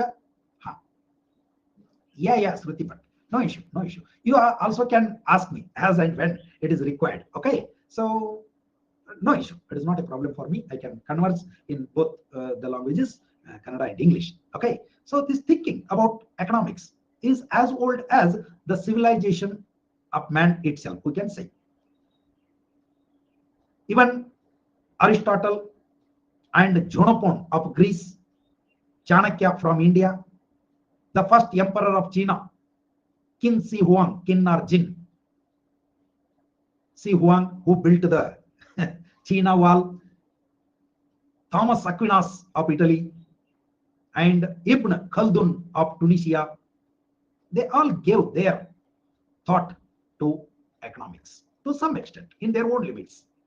ಈ ಎಲ್ಲ ಚಿಂತಕರು, ಇವರೆಲ್ಲ ಅಡ್ವಾನ್ಸ್ಡ್ ಪೀಪಲ್ ಆ ಕಾಲದೊಳಗನ. ಇವರು ಹಲವಾರು ವಿಷಯಗಳ ಕುರಿತಾಗಿ ಚಿಂತನೆ ಮಾಡಿದ್ರು. ಹಾಗೆ ಆರ್ಥಿಕ ಚಟುವಟಿಕೆ ಕುರಿತಾಗಿ ಕೂಡ ಅವರವರದೇ ಚಿಂತನೆಗಳನ್ನು ಮಾಡಿದ್ರು. Just it is a back ground. ಇದೇನು ನಿಮ್ಗೆ ತುಂಬಾ ಸ್ಪೆಸಿಫಿಕ್ ಅಂತಲ್ಲ. ಅಫ್ಕೋರ್ಸ್ ನಮ್ಮ ಚಾಣಕ್ಯನ ಕುರಿತು ಆತನ ಅರ್ಥಶಾಸ್ತ್ರ ಯಾವುದಕ್ಕೆ ಸಂಬಂಧಿಸಿದೆ ಅಂತ ಕೇಳಿದ್ರೆ, ಇಟ್ ಇಸ್ ಅ ಪೊಲಿಟಿಕಲ್ ಟ್ರೀಟೈಸ್ ಅಂತ ಹೇಳ್ತೀವಿ, ಪೊಲಿಟಿಕಲ್ ಟ್ರೀಟೈಸ್ ಅಥವಾ ಸ್ಟೇಟ್ ಕ್ರಾಫ್ಟ್ ಅಂತ ನಾವು ಹೇಳ್ತೀವಿ. But at the same time ಆತ ಇದೇ ಅರ್ಥಶಾಸ್ತ್ರದೊಳಗ ಆರ್ಥಿಕ ಸಂಗತಿಗಳ ಕುರಿತಾಗಿ, ಅಂದ್ರೆ ಸರ್ಕಾರದ ಟ್ರೆಜರಿ, ಖಜಾನೆ ಎಷ್ಟು ಮಹತ್ವದ್ದು, ಹೇಗೆ ಅದನ್ನ ಸುಭದ್ರವಾಗಿ ಇಟ್ಕೊಳ್ಬೇಕು, ಸಪ್ತಾಂಗ ಸಿದ್ಧಾಂತದೊಳಗ ಅದನ್ನೆಲ್ಲ ಹೇಳ್ತಾ ಹೋಗ್ತಾನೆ. ಇವನ್ ಭ್ರಷ್ಟಾಚಾರ ಅನ್ನುವಂಥದ್ದು ಹೇಗೆ ತುಂಬಾ ಸಹಜ ಸರಳವಾಗಿ ಸಮಾಜದೊಳಗದ, ಅದನ್ನ ಹೇಗೆ ನಿಯಂತ್ರಿಸಬೇಕು, ಭ್ರಷ್ಟಾಚಾರದ ಕುರಿತು ನಿಮ್ಗೆ ಎಲ್ಲರೇ ಒಂದು ಎಸ್ಸೆ ಬರೆಯೋದು ಅಥವಾ ಆನ್ಸರ್ ಬರೆಯೋದು ಅಂತ ಬಂದ್ರ ಈ ಒಂದು ಸ್ಟೇಟ್ಮೆಂಟ್ ಭಾರಿ ಅದ್ಭುತ. ಯಾರು? ನಮ್ಮ ಚಾಣಕ್ಯ ಹೇಳಿದ್ದು. ಆತ ಉದಾಹರಣೆ ಕೊಡ್ತಾನೆ. ಒಂದು ಜೇನಿನ ಹಣೆಯನ್ನ ನಾಲಿಗೆಯ ಮೇಲೆ ಬಿಟ್ರೆ ನಿಮಗೆ ಬೇಕಾಗಿರ್ಲಿ ಬೇಡವಾಗಿರ್ಲಿ ಅದರ ರುಚಿ ನಾಲಿಗೆಗೆ ಗೊತ್ತಾಗ್ಬಿಡ್ತದೆ ಅಂತ, ತಗಲ್ಕೊಂಡು ಬಿಡ್ತದೆ ಅಂತ. ಹಾಗೆ ಸಾರ್ವಜನಿಕ ಹಣ, ಸಾರ್ವಜನಿಕ ಅಂದ್ರೆ ಸರ್ಕಾರದ ಹಣ ಒಂದು ಕೈಯಿಂದ ಇನ್ನೊಂದು ಕೈಗೆ ದಾಟುವಾಗ ಒಂದು ಕೈಯಿಂದ ಇನ್ನೊಂದು ಕೈಗೆ ದಾಟುವಾಗ ಒಂದು ಪ್ರತಿ ಕೈಗೆ ಸ್ವಲ್ಪ ಮೆತ್ತಿಕೊಂಡು ಬಿಡ್ತದಂತ, ಅಂಟಿಕೊಂಡು ಬಿಡ್ತದಂತ, ಸ್ವಲ್ಪ ಅಂಟಿಕೊಂಡು ಬಿಡ್ತದಂತ. ಇದು ಆ ಕಾಲದೊಳಗ ಚಾಣಕ್ಯ ಹೇಳಿರುವಂತ ಮಾತು, ಮತ್ತದು ಸತ್ಯ ಅನಿಸ್ತದ, ಹೌದಲ್ಲ? ಹಂಗ ಇವರೆಲ್ಲ ಹಲವಾರು ವಿಷಯಗಳನ್ನ ಅದರ ಬಗ್ಗೆ ಚಿಂತನೆ ಮಾಡಿದ್ರು ಅಂತ ನಾವು ನೋಡ್ತೀವಿ. ಇವರ ನಂತರ ಅಂದ್ರೆ ಇವರೆಲ್ಲ ನಾಗರಿಕತೆಗಳ ಕಾಲದಲ್ಲಿ ಅಥವಾ ಹೆಚ್ಚು ಕಡಿಮೆ ಕ್ರಿಸ್ತ ಪೂರ್ವ 400, 500 ಅಥವಾ ಕ್ರಿಸ್ತ ಶಕದವರೆಗೆ ಒಂದಿಷ್ಟು ಜನ ಬಂದ್ರೆ, ನಂತರದ ಕಾಲದಲ್ಲಿ ಸೈ ಅಟ್ಲೀಸ್ಟ್ ಮಿಡಲ್ ಏಜ್, ಮಧ್ಯಯುಗ ಅಂತ ನಾವು ಕರೆಯೋದಾದ್ರೆ, ಭಾರತದೊಳಗ ಅಂತ ಬರೀ ವಿಶೇಷವಾದಂತಹ ಅಧ್ಯಯನ ಇದ್ರ ಬಗ್ಗೆ ನಡೀಲಿಲ್ಲ. ವಿದೇಶಗಳಲ್ಲಿ ಈ ಬಗ್ಗೆ ಒಂದಿಷ್ಟು ಹೆಚ್ಚಿನ ಅಧ್ಯಯನ ನಡೀತು. ಅದರೊಳಗ ಮರ್ಕೆಂಟೈಲ್ಸ್ ಅಂಡ್ ಪಿಜೋಕ್ರಾಟ್ಸ್ ಅನ್ನುವಂತ ಎರಡು ಗುಂಪುಗಳು ಬರ್ತಾವ. ಮರ್ಕೆಂಟೈಲ್ಸ್ ಅವರನ್ನ ವ್ಯಾಪಾರವಾದಿಗಳು ಅಂತ ನಾವು ಕರಿತೀವಿ. ವ್ಯಾಪಾರವಾದಿಗಳು ಅವರ ಪ್ರಕಾರ ಒಂದು ದೇಶದ ಸಂಪತ್ತು ಅದು ಎಷ್ಟು ಚಿನ್ನ ಮತ್ತು ಬೆಳ್ಳಿಯನ್ನ ವ್ಯಾಪಾರದ ಮೂಲಕ ಪಡೆಯುತ್ತದೆ ಎಂಬುದನ್ನು ಆಧರಿಸಿದೆ. ಇವರ ವಿಚಾರ ವ್ಯಾಪಾರವೇ ಆರ್ಥಿಕ ಶಕ್ತಿಯ ಮೂಲ. ಇನ್ನು ಈ ವ್ಯಾಪಾರ ಹೇಗೆ ಮಾಡೋದು ಅಂತ ಹೇಳ್ತಾರೆ ಅವರು. ವ್ಯಾಪಾರ ಹೇಗೆ ಮಾಡೋದು? ಬಹಳ ಬುದ್ಧಿವಂತರು. ಆಮದುಗಳ ಮೇಲೆ ನಿಯಂತ್ರಣ, ರಫ್ತುಗಳಿಗೆ ಉತ್ತೇಜನ ಒಂದು ಕಡೆ. ಇನ್ನು ಆಮದು ಮಾಡಿಕೊಂಡರೂ ಕೂಡ ಕಚ್ಚಾ ವಸ್ತುಗಳನ್ನು ಆಮದು ಮಾಡಿಕೊಳ್ಳೋದು, ಶುದ್ಧ ವಸ್ತುಗಳನ್ನ ರಫ್ತು ಮಾಡೋದು. ಇನ್ನು ಆಮದು ಮಾಡಿಕೊಳ್ಳೋದ್ರೊಳಗ ತುಂಬಾ ಬುದ್ಧಿವಂತರನ್ನ ಆಮದು ಮಾಡಿಕೊಳ್ಳೋದು. ನೋಡ್ರಿ, ಇದು ಎಂತ ಅದ್ಭುತ ವಿಚಾರ ಆ ಕಾಲದೊಳಗೆ. ಹೀಗೆ ನೀವು ಸಿದ್ಧ ವಸ್ತುಗಳನ್ನ ರಫ್ತು ಮಾಡಬೇಕು, ಕಚ್ಚಾ ವಸ್ತುಗಳನ್ನ ಆಮದು ಮಾಡಿಕೊಳ್ಬೇಕು. ಮತ್ತು ಇದನ್ನ ಲಿಟ್ರಲಿ ಫ್ರಾನ್ಸ್ ಮತ್ತು ಇಂಗ್ಲೆಂಡಿನೊಳಗೆ ಪಾಲಿಸಲಾಯಿತು. ಮತ್ತು ಆ ಕಾರಣಕ್ಕಾಗಿಯೇ ಅವು ಒಂದು ಕಾಲದೊಳಗೆ ಜಗತ್ತಿನ ಬಲಿಷ್ಠ ಆರ್ಥಿಕ ಶಕ್ತಿಗಳಾಗಿ ಹೊರಹೊಮ್ಮಿದವು. ಉಳಿದ ದೇಶದವರಿಗೆ ಇದು ಗೊತ್ತಾಗಲಿಲ್ಲ, ಸಿಂಪಲ್ ಆಗಿ ನಾವು ನೋಡೋದಾದ್ರೆ. ಸೊ ಅವರು ಒಂದು ಎಕನಾಮಿಕ್ಸ್ ಅಥವಾ ಎಕನಾಮಿಕ್ ಆಕ್ಟಿವಿಟಿಯನ್ನು ಹೆಂಗೆ ನೋಡಿದ್ರು ಅಂತಂದ್ರೆ, ಎಸ್, ಆರ್ಥಿಕ ಚಟುವಟಿಕೆ ಒಳಗೆ ಸರ್ಕಾರ ಹಸ್ತಕ್ಷೇಪ ಮಾಡಬೇಕು, ವ್ಯಾಪಾರವನ್ನ ಅದು ಪ್ರಚೋದಿಸಬೇಕು, ಆಮದುಗಳನ್ನ ನಿಯಂತ್ರಿಸಬೇಕು, ರಫ್ತುಗಳನ್ನ ಉತ್ತೇಜಿಸಬೇಕು. ಹೀಗೆ ಮಾಡಿದ್ರೆ ಆ ದೇಶ ಶ್ರೀಮಂತ ಆಗ್ತದೆ. ಮತ್ತು ಅವ್ರ ಪ್ರಕಾರ ಅದು ಖಂಡಿತವಾಗಿಯೂ ಸಾಧ್ಯ ಕೂಡ ಆಯಿತು. ಅವರಿಗೆ ವ್ಯಾಪಾರವೇ ಆರ್ಥಿಕ ಶಕ್ತಿಯ ಒಂದು ಮೂಲ ಅಂತ. ಇವರ ವಿರುದ್ಧ ಅಥವಾ ಇವರಿಗಿಂತ ಭಿನ್ನವಾಗಿ ವಿಚಾರ ಮಾಡುವಂತ ಇನ್ನೊಂದು ಆರ್ಥಿಕ ಚಿಂತಕರ ಗುಂಪಿತ್ತು. ಅವರನ್ನ ನಾವು ಪಿಜಿಯೋಕ್ರಾಟ್ಸ್ ಅಂತ ಕರಿತೀವಿ. ಪಿಜಿಯೋಕ್ರಾಟ್ಸ್ ಇವರ ಚಿಂತನೆ ಈಗಲೂ ಸರಿ ಅನಿಸ್ತದೆ. ಇವರ ಪ್ರಕಾರ ಇದು ಸರಿ. ಇವತ್ತಿಗೂ ನಾವು ನೋಡೋದು ಏನಪ್ಪಾ ಅಂತ ಕೇಳಿದ್ರೆ, ಜಗತ್ತಿನೊಳಗೆ ಶ್ರೀಮಂತರಾಗಿ ಬೆಳೀತಿರೋರನ್ನೇ ಯಾರು ಒಳ್ಳೆಯ ವ್ಯಾಪಾರಗಾರರದಾರೋ ಅವರು. ವ್ಯಾಪಾರ ಅನ್ನುವಂಥದ್ದು it is part of service sector ಅಂತ ನಾವು ಹೇಳ್ತೀವಿ. ಸರ್ವಿಸ್ ಸೆಕ್ಟರ್ ನೋಡ್ರಿ, ನೀವು ಯಾವ ದೇಶದೊಳಗ ಸರ್ವಿಸ್ ಸೆಕ್ಟರ್ ಕಾಂಟ್ರಿಬ್ಯೂಷನ್ GDP-ಗೆ ತುಂಬಾ ಚೆನ್ನಾಗಿದೆನೋ ಆ ದೇಶ ಬೆಳೆದದ. So it proves that they are right. At the same time ಇನ್ನೊಂದು ಪಿಜೋಕ್ರಾಟ್ಸ್ ಹೇಳೋದೇನಂದ್ರೆ, yes maybe, but remember the source of all economic activity, origin of all economic activity is land ಅಂತ ಹೇಳ್ತಾರೆ. It is land. ಭೂಮಿ ಎಲ್ಲ ಆದಾಯಕ್ಕೂ ಮೂಲ. ಕೃಷಿ ಎಲ್ಲ ಆದಾಯಕ್ಕೂ ಮೂಲ. ಯಾಕಂದ್ರೆ ಕೃಷಿ ಉತ್ಪಾದನೆ ಅಂತ ಆದರೆ ಅದರಿಂದ ಕೃಷಿ ಆಧಾರಿತ ಉದ್ಯಮಗಳು ಅಂತ ಬೆಳಿತಾವೆ. ಕೃಷಿ ಉತ್ಪಾದನೆ ಆಗುವುದರಿಂದ ಸಾರಿಗೆಗಳು ಬೆಳಿತಾವೆ. ಕೈಗಾರಿಕಾ ಉತ್ಪಾದನೆ, ಕೃಷಿ ಆಧಾರಿತ ಕೈಗಾರಿಕಾ ಉತ್ಪಾದನೆ ಆಗೋದ್ರಿಂದ ಸಾರಿಗೆ ಬೆಳೀತದೆ, ವ್ಯಾಪಾರ ಬೆಳೀತದೆ, ಬ್ಯಾಂಕಿಂಗ್ ಅನ್ನೋದು ಬೆಳೀತದೆ, ಕಮ್ಯುನಿಕೇಶನ್ ಅನ್ನೋದು ಬೆಳೀತದೆ. ಇದೆಲ್ಲವೂ ಮೂಲ ಯಾವುದು? ಕೃಷಿ. ಇವರ ಪ್ರಕಾರ ಅವರು ಕರೆಕ್ಟನೇ, ಬಟ್ ಯಾರೊಬ್ಬರು 100% ಕರೆಕ್ಟ್ ಅಂತ ಅಲ್ಲ. ಕರೆಕ್ಟ್ ಏನಪ್ಪಾ ಅಂತ ಕೇಳಿದ್ರೆ, ಅದಕ್ಕೆ ಇದು ಬೇಕು, ಇದಕ್ಕೆ ಅದು ಬೇಕು, ಒಂದನ್ನು ಉಳಿದು ಇನ್ನೊಂದು ಇಲ್ಲ ಅಂತ ನಾವು ಹೇಳ್ಬೋದು. ಒಂದನ್ನ ಬಿಟ್ಟು ಇನ್ನೊಂದು ಬದುಕೋದಕ್ಕೆ ಸಾಧ್ಯ ಇಲ್ಲ. ಬರೇ ಸರ್ವಿಸ್ ಸೆಕ್ಟರ್ ನೆಗ್ಲೆಕ್ಟ್ ಅಗ್ರಿಕಲ್ಚರ್ ಅಂದ್ರೆ ಹಳ ಹಿಡಿದು ಹೋಗ್ಬಿಡ್ತೀವಿ ನಾವು. ಬಟ್ ಬರೇ ಅಗ್ರಿಕಲ್ಚರ್ ಅಂತ ಹೇಳ್ಕೊಂಡು ಉಳಿದದನ್ನು ಡೆವಲಪ್ ಮಾಡಲಿಲ್ಲ ಅಂದ್ರೆ ಅವಾಗ್ಲೂ ಹಾಳಾಗ್ತೀವಿ. So a balanced approach is required. But anyway, ಆ ಕಾಲದ ಚಿಂತಕರು ಒಬ್ಬೊಬ್ರದ್ದು ಒಂಥರ. ನಮ್ಮ ಇವರು ಅದಾರಲ್ಲ, ಯಾರು ಈ ಆಚಾರ್ಯರು, ಯಾರೋ ಒಬ್ಬ ಅದ್ವೈತ ಅಂದ, ಇನ್ನೊಬ್ಬ ಅದ್ವೈತ ಅಂದ, ಇನ್ನೊಬ್ಬ ವಿಶಿಷ್ಟಾದ್ವೈತ ಅಂದ, ಮತ್ತೊಬ್ಬ ಶಕ್ತಿ. ನೋಡ್ರಿ, ಅವ್ರವ್ರ ವಿಚಾರ ಅದು. ಪ್ರತಿಯೊಬ್ರು ಹೊಲದಲ್ಲಿ ದುಡ್ಡು ಹೆಂಗ್ ಗಳಿಸ್ಬೇಕು ಸರ್ ಅಂತ. ಹೊಲದಲ್ಲಿ ದುಡ್ಡು ಗಳಿಸದ ಇದು ನನಗೆ ಗೊತ್ತಿಲ್ಪ. ಹೊಲದಲ್ಲಿ ಕೃಷಿ ಉತ್ಪನ್ನಗಳನ್ನ ಬೆಳಿಬಹುದು ಅಂತ ಗೊತ್ತದ ನನಗೆ. ದುಡ್ಡು ಗಳಿಸೋದು ಹೆಂಗಂತ ಗೊತ್ತಿಲ್ಲ. ಯಾಕಂದ್ರೆ ಯಾರು ಹೊಲ್ದಾಗನು ರೊಕ್ಕ ಬೆಳೆದದ್ದನ್ನ ನಾ ಅಂತೂ ನೋಡಿಲ್ಲ. ಹೌದಾ? ಯಾರು ಹೊಲ್ದಾಗನು ರೊಕ್ಕ ಬೆಳೆದದ್ದು ನೋಡಿಲ್ಲ. ಸೊ ಅಲ್ಲ, ಹಂಗ ಸುಮ್ಮನೆ ಕೇಳಾಕತ್ತಾರ, ಅದು ವಿಷಯ ಅಲ್ಲ. ಓಕೆ, ನಮ್ಮ ವ್ಯಾಪ್ತಿಯ 1 kg ನೋಟ್ ಹೋಗಿ ಬಿತ್ತು 3 kg ಅಕ್ಕವಂತ ನೋಡ್ಪ. ಆಮೇಲೆ best solution. Shruti, hats off to you. Great. ಗೊತ್ತಾಯ್ತಾ ರವಿ? ನೋಡಪ್ಪ, 2000 ನೋಟ್ ಬಿತ್ತಿದ್ರ ಇನ್ನೂ ಹೆಚ್ಚು ಬೆಳಿತಾವಂತ. 2000 ನೋಟ್ ಹೋಗಿ 1 ಕಿಲೋ ಬಿತ್ತಿದ್ರ 5 kg ಅಕ್ಕವಂತ. ಎಸ್, 1 ತಾಸಿಂದು ಚಿಟ್ಟಿ. ಯಾಕೆ? Any problem? ತಗೊಳ್ರಿ, ಏನ್ ಮಾಡ್ತೀರಿ ಇಂಥವು. ಅರ್ಥಶಾಸ್ತ್ರಕ್ಕೆ ಇಷ್ಟೆಲ್ಲ ಹಿನ್ನೆಲೆ ಆಗಿ ಅರ್ಥಶಾಸ್ತ್ರಕ್ಕೆ ಪ್ರತ್ಯೇಕ ಅಧ್ಯಯನ ವಿಷಯದ ಸ್ಥಾನ ಒದಗಿಸಿದವರು ಕೊನೆಗೆ ಯಾರಪ್ಪ? ಸ್ಕಾಟ್ಲೆಂಡ್ನ ಅಡಮ್ ಸ್ಮಿತ್. ಅದಕ್ಕೆ ಅಡಮ್ ಸ್ಮಿತ್ ನನ್ನ ಸುಮ್ಮನೆ ಪ್ರಶ್ನೆ ಕೇಳ್ಯಾರ, ನಿಮಗೂ ಗೊತ್ತದ. ಅರ್ಥಶಾಸ್ತ್ರದ ಪಿತಾಮಹ. ಎಲ್ಲಾ ವಿಷಯಗಳಿಗೂ ಒಬ್ಬೊಬ್ಬ ಪಿತಾಮಹ ಇರುವಂತೆ ಅರ್ಥಶಾಸ್ತ್ರಕ್ಕೂ ಒಬ್ಬ ಪಿತಾಮಹ ಅವರು ಅಡಮ್ ಸ್ಮಿತ್. ಯಾಕೆ ಅವರನ್ನ ಪಿತಾಮಹ ಅಂತ ಕರಿಬೇಕು ಅಂತಂದ್ರೆ, ಅವರು ಸಾಕಷ್ಟು ವಿಷಯಗಳಿಗೆ ಒಂದು ಸ್ಪಷ್ಟ ರೂಪವನ್ನ ಕೊಟ್ಟರು. ಮೊದಲನೆಯದು, ಅರ್ಥಶಾಸ್ತ್ರ ಎಂದರೇನು ಎಂಬುದಕ್ಕೆ ಸ್ಪಷ್ಟವಾಗಿ ಉತ್ತರಿಸುವ ಪ್ರಯತ್ನವನ್ನ ಮಾಡಿದರು. ಮತ್ತು ಅವರ ಆ ಒಂದು ಉತ್ತರ ಈಗಲೂ ಕೂಡ ಸೂಕ್ತ. ಅಫ್ಕೋರ್ಸ್ ಅದಕ್ಕೆ ಮಿತಿಗಳಿರ್ಬೋದು, ಬಟ್ ಅದು ಅಲ್ಲವೇ ಅಲ್ಲ ಅಂತ ಹೇಳಕ್ ಇವತ್ತಿಗೂ ಸಾಧ್ಯ ಇಲ್ಲ. ಅಡಮ್ ಸ್ಮಿತ್ ಹೇಳಿದ್ದು 100ಕ್ಕೆ 100 ಸುಳ್ಳು ಅಂತ ಹೇಳಕ್ ಯಾರಿಗೂ ಸಾಧ್ಯ ಇಲ್ಲ ಇವತ್ತಿಗೂ. ಸೊ ಅಂತ ಒಂದು ಒಳ್ಳೆಯ ವ್ಯಾಖ್ಯೆಯನ್ನ ಕೊಡೋದ್ರ ಮೂಲಕ ಅವರು ಅರ್ಥಶಾಸ್ತ್ರಕ್ಕೆ ತಂದೆ, ಪಿತಾಮಹ ಅನ್ಸ್ಕೊಂಡ್ರು. ಅದರ ಕುರಿತಾಗಿ ಒಂದು ಒಳ್ಳೆಯ ಪುಸ್ತಕ ಕೂಡ ಬರೆದರು. ಆ ಪುಸ್ತಕವನ್ನ ನಾವು ಸಾಮಾನ್ಯವಾಗಿ ವೆಲ್ತ್ ಆಫ್ ನೇಷನ್ಸ್ ಅಂತ ಕರಿತೀವಿ. ವೆಲ್ತ್ ಆಫ್ ನೇಷನ್ಸ್ 1776 ಆದರೆ ಅದರ ನಿಜವಾದ ಪೂರ್ಣ ಹೆಸರು ಈ ಪುಸ್ತಕದ್ದು ಏನಂದ್ರೆ the causes and enquiry into the causes of wealth of Nations. ಇದು ಆ ಪುಸ್ತಕದ ಪೂರ್ಣ ಪಾಠ. And enquiry into the causes of wealth of Nations. ಈ ಪುಸ್ತಕದೊಳಗ ಅವರು ಬಹಳ ವಿಷಯಗಳನ್ನ, ಕಾನ್ಸೆಪ್ಟ್ಗಳನ್ನ ಇಂಟ್ರೊಡ್ಯೂಸ್ ಮಾಡಿದರು. ಆಗ್ಲೇ ಹೇಳಿದಂಗ ಮತ್ತೆ ಮುಂದೆ ಅದನ್ನ ಒಂಚೂರು ಹೆಚ್ಚು ವಿವರವಾಗಿ ನಾವು ನೋಡೋದದ.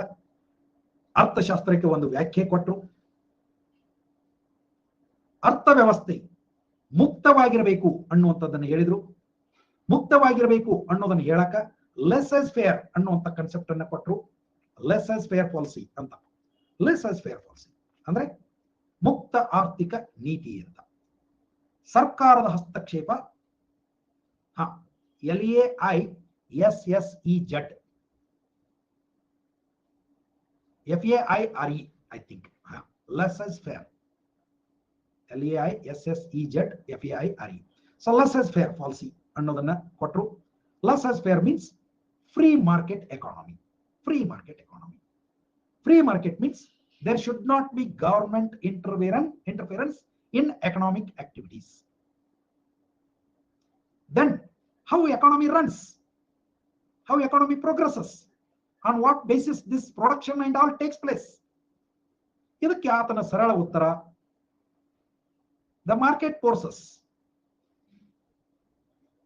the demand and supply, they decide the course of economic activities. Nobody is needed. Market forces are demand and supply. ಬೇಡಿಕೆ ಮತ್ತು ಪೂರೈಕೆಗಳು ಒಂದು ಅರ್ಥವ್ಯವಸ್ಥೆಯ ಮುಂದುವರಿಕೆಯನ್ನು ನಿರ್ಧರಿಸ್ತವೆ ಅನ್ನುವಂಥದ್ದನ್ನು ಹೇಳಿದರು. ಡಿವಿಷನ್ ಆಫ್ ಲೇಬರ್ ಅನ್ನುವಂಥ ಥಿಯರಿಯನ್ನ ಫಸ್ಟ್ಗೆ ಅವರೇ ಕೊಟ್ಟರು. ಡಿವಿಷನ್ ಆಫ್ ಲೇಬರ್, ಶ್ರಮ ವಿಭಜನೆ. ಇವತ್ತು ನಾವು ನೋಡ್ತೀವಿ, ಇಂಜಿನಿಯರ್ಗಳಿದ್ದವರು ಬೇರೆನೇ, ಡಾಕ್ಟರ್ಗಳು ಬೇರೆನೇ, ಟೀಚರ್ ಬೇರೆನೇ. This is division of labour. ಇದನ್ನು ಬಹಳ ಅದ್ಭುತವಾಗಿ ಅವರು ವಿವರಣೆಯನ್ನು ಕೊಡ್ತಾರೆ. ಹಾಗೆ ಇನ್ವಿಜಿಬಲ್ ಹ್ಯಾಂಡ್ ಅನ್ನುವಂಥ ಕನ್ಸೆಪ್ಟ್ ಅನ್ನು ಅವರು ಕೊಟ್ಟರು.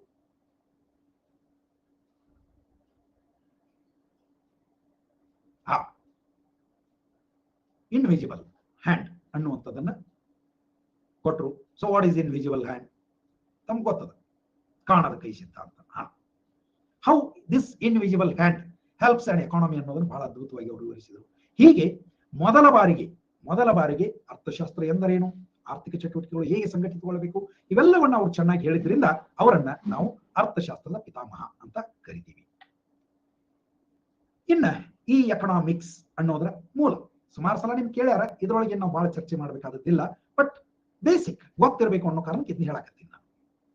ಎಕನಾಮಿಕ್ಸ್ ಪದದ ಮೂಲ ಯಾವ ಭಾಷೆಯಿಂದ ಬಂದಿದೆ ಅನ್ನುವಂಥದ್ದು ಮೊದಲು. ಸೊ ಗ್ರೀಕ್ನ 2 ಪದಗಳು. Yes Mahesh, very good evening. ಬರಿ ಏನು ಸಾಲಿ ಬಿಡು ಹೇಳ ಈಗ ಬಂದಿರಲ್ಲ. ಗ್ರೀಕ್ನ 2 ಪದಗಳು ಒಯ್ಕೋಸ್ ಮತ್ತು ನೋಮಸ್ ಅನ್ನುವಂಥದ್ದು. OIKOS NOMOS, ಒಯ್ಕೋಸ್ ಮತ್ತು ನೋಮಸ್. ಒಯ್ಕೋಸ್ ಅಂದ್ರೆ ಗ್ರಹ, ಹೋಮ್, ಹೌಸ್. ನೋಮಸ್ ಅಂತಂದ್ರೆ ಮ್ಯಾನೇಜ್ಮೆಂಟ್, ನಿರ್ವಹಣೆ ಅಂತ. ಮಾತು ತೊಡ್ಕೊಂಡು ಬಂದೆ, ಕ್ಲಾಸ್ ಸಿಗದಾಗಿತ್ತೇನೆ, ಅಡ್ಡೆ ಇಲ್ಲ. ನೀನ್ ದೂರ ಆಕೈತಿಲ್ಲ, ನಮ್ಮೂರಿಗೆ ನಿಮ್ಮೂರಿಗೆ ದೂರ ಆಕೈತಿ, ಹಿಂಗಾಗಿ ಹುಡುಗಿ ಬರ್ಬಿಡುದು ಅಂದ್ರೆ ತಡ ಆಕೈತಿಪ್ಪ, ಕರೆ. ಯಾ. ಸೊ ಹೀಗೆ ಮೂಲತಃ ಎಕನಾಮಿಕ್ಸ್ ಅಂತಂದ್ರೆ ಮ್ಯಾನೇಜ್ಮೆಂಟ್ ಆಫ್ ಹೋಮ್ ಅಂತ. Management of home. ಸೊ ಗೃಹ ನಿರ್ವಹಣೆ ಒಳಗೇನು ಆರ್ಥಿಕ ಚಟುವಟಿಕೆಗಳ ನಿರ್ವಹಣೆ. ಗೃಹ ನಿರ್ವಹಣೆ ಅಂದ್ರೆ ಅರ್ಥ ಆರ್ಥಿಕ, ಒಂದು ಕುಟುಂಬದ ಆರ್ಥಿಕ ಚಟುವಟಿಕೆಗಳ ನಿರ್ವಹಣೆ. ಹೀಗೆ ಸೀಮಿತ ಅರ್ಥದಿಂದ ಆರಂಭಗೊಂಡು ಆನಂತರ ಅದು ಒಂದು ದೇಶದ ಆರ್ಥಿಕ ಚಟುವಟಿಕೆ, ಒಂದು ಉದ್ಯಮದ ಆರ್ಥಿಕ ಚಟುವಟಿಕೆ, ಹೀಗೆ ಹಬ್ಬತಾ ಹೋಯಿತು. So today economics means it is study of economic activities at large ಅಂತ ನಾವು ಹೇಳ್ಬೋದು. ಇನ್ನು ಹೀಗಿರುವಂತಹ ಎಕನಾಮಿಕ್ಸ್ ಒಳಗ ಒಂದು 4 ವ್ಯಾಖ್ಯೆಗಳು. ಈ ವ್ಯಾಖ್ಯೆಗಳು ಉಳಿದ ಸಬ್ಜೆಕ್ಟ್ದಾಗ ಬರುವಂತಹ ವ್ಯಾಖ್ಯೆಗಳಲ್ಲ. ಯಾಕಂದ್ರೆ ಉಳಿದ ಸಬ್ಜೆಕ್ಟ್ ಒಳಗೆ ಏನ ತಗೊಂಡ್ರು ಒಂದು 15-20 ಮಂದಿ ವ್ಯಾಖ್ಯೆಗಳು ಇರ್ತಾವ. 15 ಅವು ಹಂಗಂದ್ರೆ ಏನು, ಇವು ಹಿಂಗಂದ್ರೆ ಏನು ಅಂತ ಹೇಳ್ಕೋತ ಹೋಗಿರ್ತಾವ. ಬಟ್ ಎಕನಾಮಿಕ್ಸ್ ಒಳಗೆ ಇದು ಸ್ಪೆಷಲ್ ಕೇಸ್. ಇದು ಸ್ಪೆಷಲ್ ಕೇಸ್. ಇಲ್ಲಿ ಬೇರೆ ಬೇರೆದು ಜನರಲ್ ಡೆಫಿನೇಷನ್ಗಳು ಬೇಕಾದಷ್ಟು ಬರಬಹುದು. ನಾವು ಅವುಗಳನ್ನ ಸ್ಟಡಿ ಮಾಡೋದು ಕೊಟ್ಟಿಲ್ಲ. ಜನರಲ್ ಡೆಫಿನೇಷನ್ಸ್ ಅಲ್ಲ ಇವು. What we study in economics, its scope ಹೇಳುವಂತ ವ್ಯಾಖ್ಯೆಗಳು. These definitions focuses on the scope of subject called economics. What do we study in economics? ಯಾ 4 ಅದಾವ, ಒಂದೊಂದಾಗಿ ನಾವು ಇಲ್ಲಿ ನೋಡ್ತಾ ಹೋಗ್ಬೋದು. ಮೊದಲನೇದು ಸಂಪತ್ತಿನ ವ್ಯಾಖ್ಯೆ. ಇದನ್ನ ಯಾರು ಕೊಟ್ಟಾರ ಅಂತ ಕೇಳ್ತಾರ. ಏನು ಇದರ ಕೋರ್ ಅಂತ ಕೇಳ್ತಾರ. ಅದರ್ವೈಸ್ ನಿಮಗೆ ಬೇಸಿಕ್ ಆಗಿ ಗೊತ್ತಿರಬೇಕು. ಅದಕ್ಕಾಗಿ ನೋಡಿ, ಸಂಪತ್ತಿನ ವ್ಯಾಖ್ಯೆ ಇದನ್ನ ಅಡಮ್ ಸ್ಮಿತ್ ಆಗಲಿ ನೋಡಿ, father of economics, he gave this. ಇದನ್ನ ಏನಂತ ಕರೀತಾರೆ? ವೆಲ್ತ್ ಡೆಫಿನೇಷನ್ ಅಂತ ಕರೀತಾರೆ. Wealth definition of economics. So what this wealth definition? Simple. According to Adam Smith, economics fundamentally studies about the wealth that is created by man. How man creates wealth, or how he should create wealth. ಸಂಪತ್ತನ್ನ ಸಂಪಾದಿಸುವುದು ಹೇಗೆ, ಇದರ ಕುರಿತಾಗಿ ಅಧ್ಯಯನ ಮಾಡೋದೇ ಅರ್ಥಶಾಸ್ತ್ರ. ಸಂಪತ್ತು ಅನ್ನುವಂಥದ್ದು ಕೇವಲ ದುಡ್ಡು ಅಂತಲ್ಲ. It is all the positions that A man can have. All the positions. ಒಬ್ಬ ವ್ಯಕ್ತಿ ಬಳಿ 100 ಎಕರೆ ಭೂಮಿ ಇರಬಹುದು, ಅಥವಾ 10 ಎಕರೆ ಇರಬಹುದು, 2 ಎಕರೆ ಇರಬಹುದು, 10 ಗುಂಟೆ ಇರಬಹುದು, 1, 2, 10 ಮಣಿಗಳಿರ್ಬೋದು, ಫ್ಯಾಕ್ಟ್ರಿಗಳಿರ್ಬೋದು, ಕಾರ್ಗಳಿರ್ಬೋದು, ಚಿನ್ನ ಇರಬಹುದು, ವಜ್ರ ಇರಬಹುದು, ಬ್ಯಾಂಕ್ನಾಗ ದುಡ್ಡು ಇರಬಹುದು. These are the different forms of wealth. So every one runs after wealth. Every one wants to generate more and more wealth. And how this wealth can be generated ಅನ್ನುವಂಥದ್ದು. ಎಸ್. ಸೊ ಅಡಮ್ ಸ್ಮಿತ್ ಅವರ ಪ್ರಕಾರ ಅರ್ಥಶಾಸ್ತ್ರವು ಸಂಪತ್ತನ್ನು ಕುರಿತು ಅಧ್ಯಯನ ಮಾಡುವ ಶಾಸ್ತ್ರ ಆಗಿದೆ. So economics is nothing but it is a subject which studies about wealth.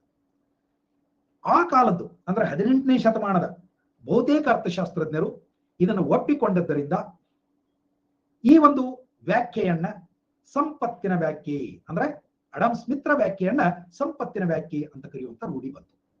ಇವನ್ ಇದನ್ನ ಕ್ಲಾಸಿಕಲ್ ಡೆಫಿನೇಷನ್ ಆಫ್ ಎಕನಾಮಿಕ್ಸ್ ಅಂತ ಕರೀತಾರೆ. ಕ್ಲಾಸಿಕಲ್ ಡೆಫಿನೇಷನ್, ಸಾಂಪ್ರದಾಯಿಕ ವ್ಯಾಖ್ಯೆ ಅಂತ ಕೂಡ ಹೇಳ್ತೀವಿ.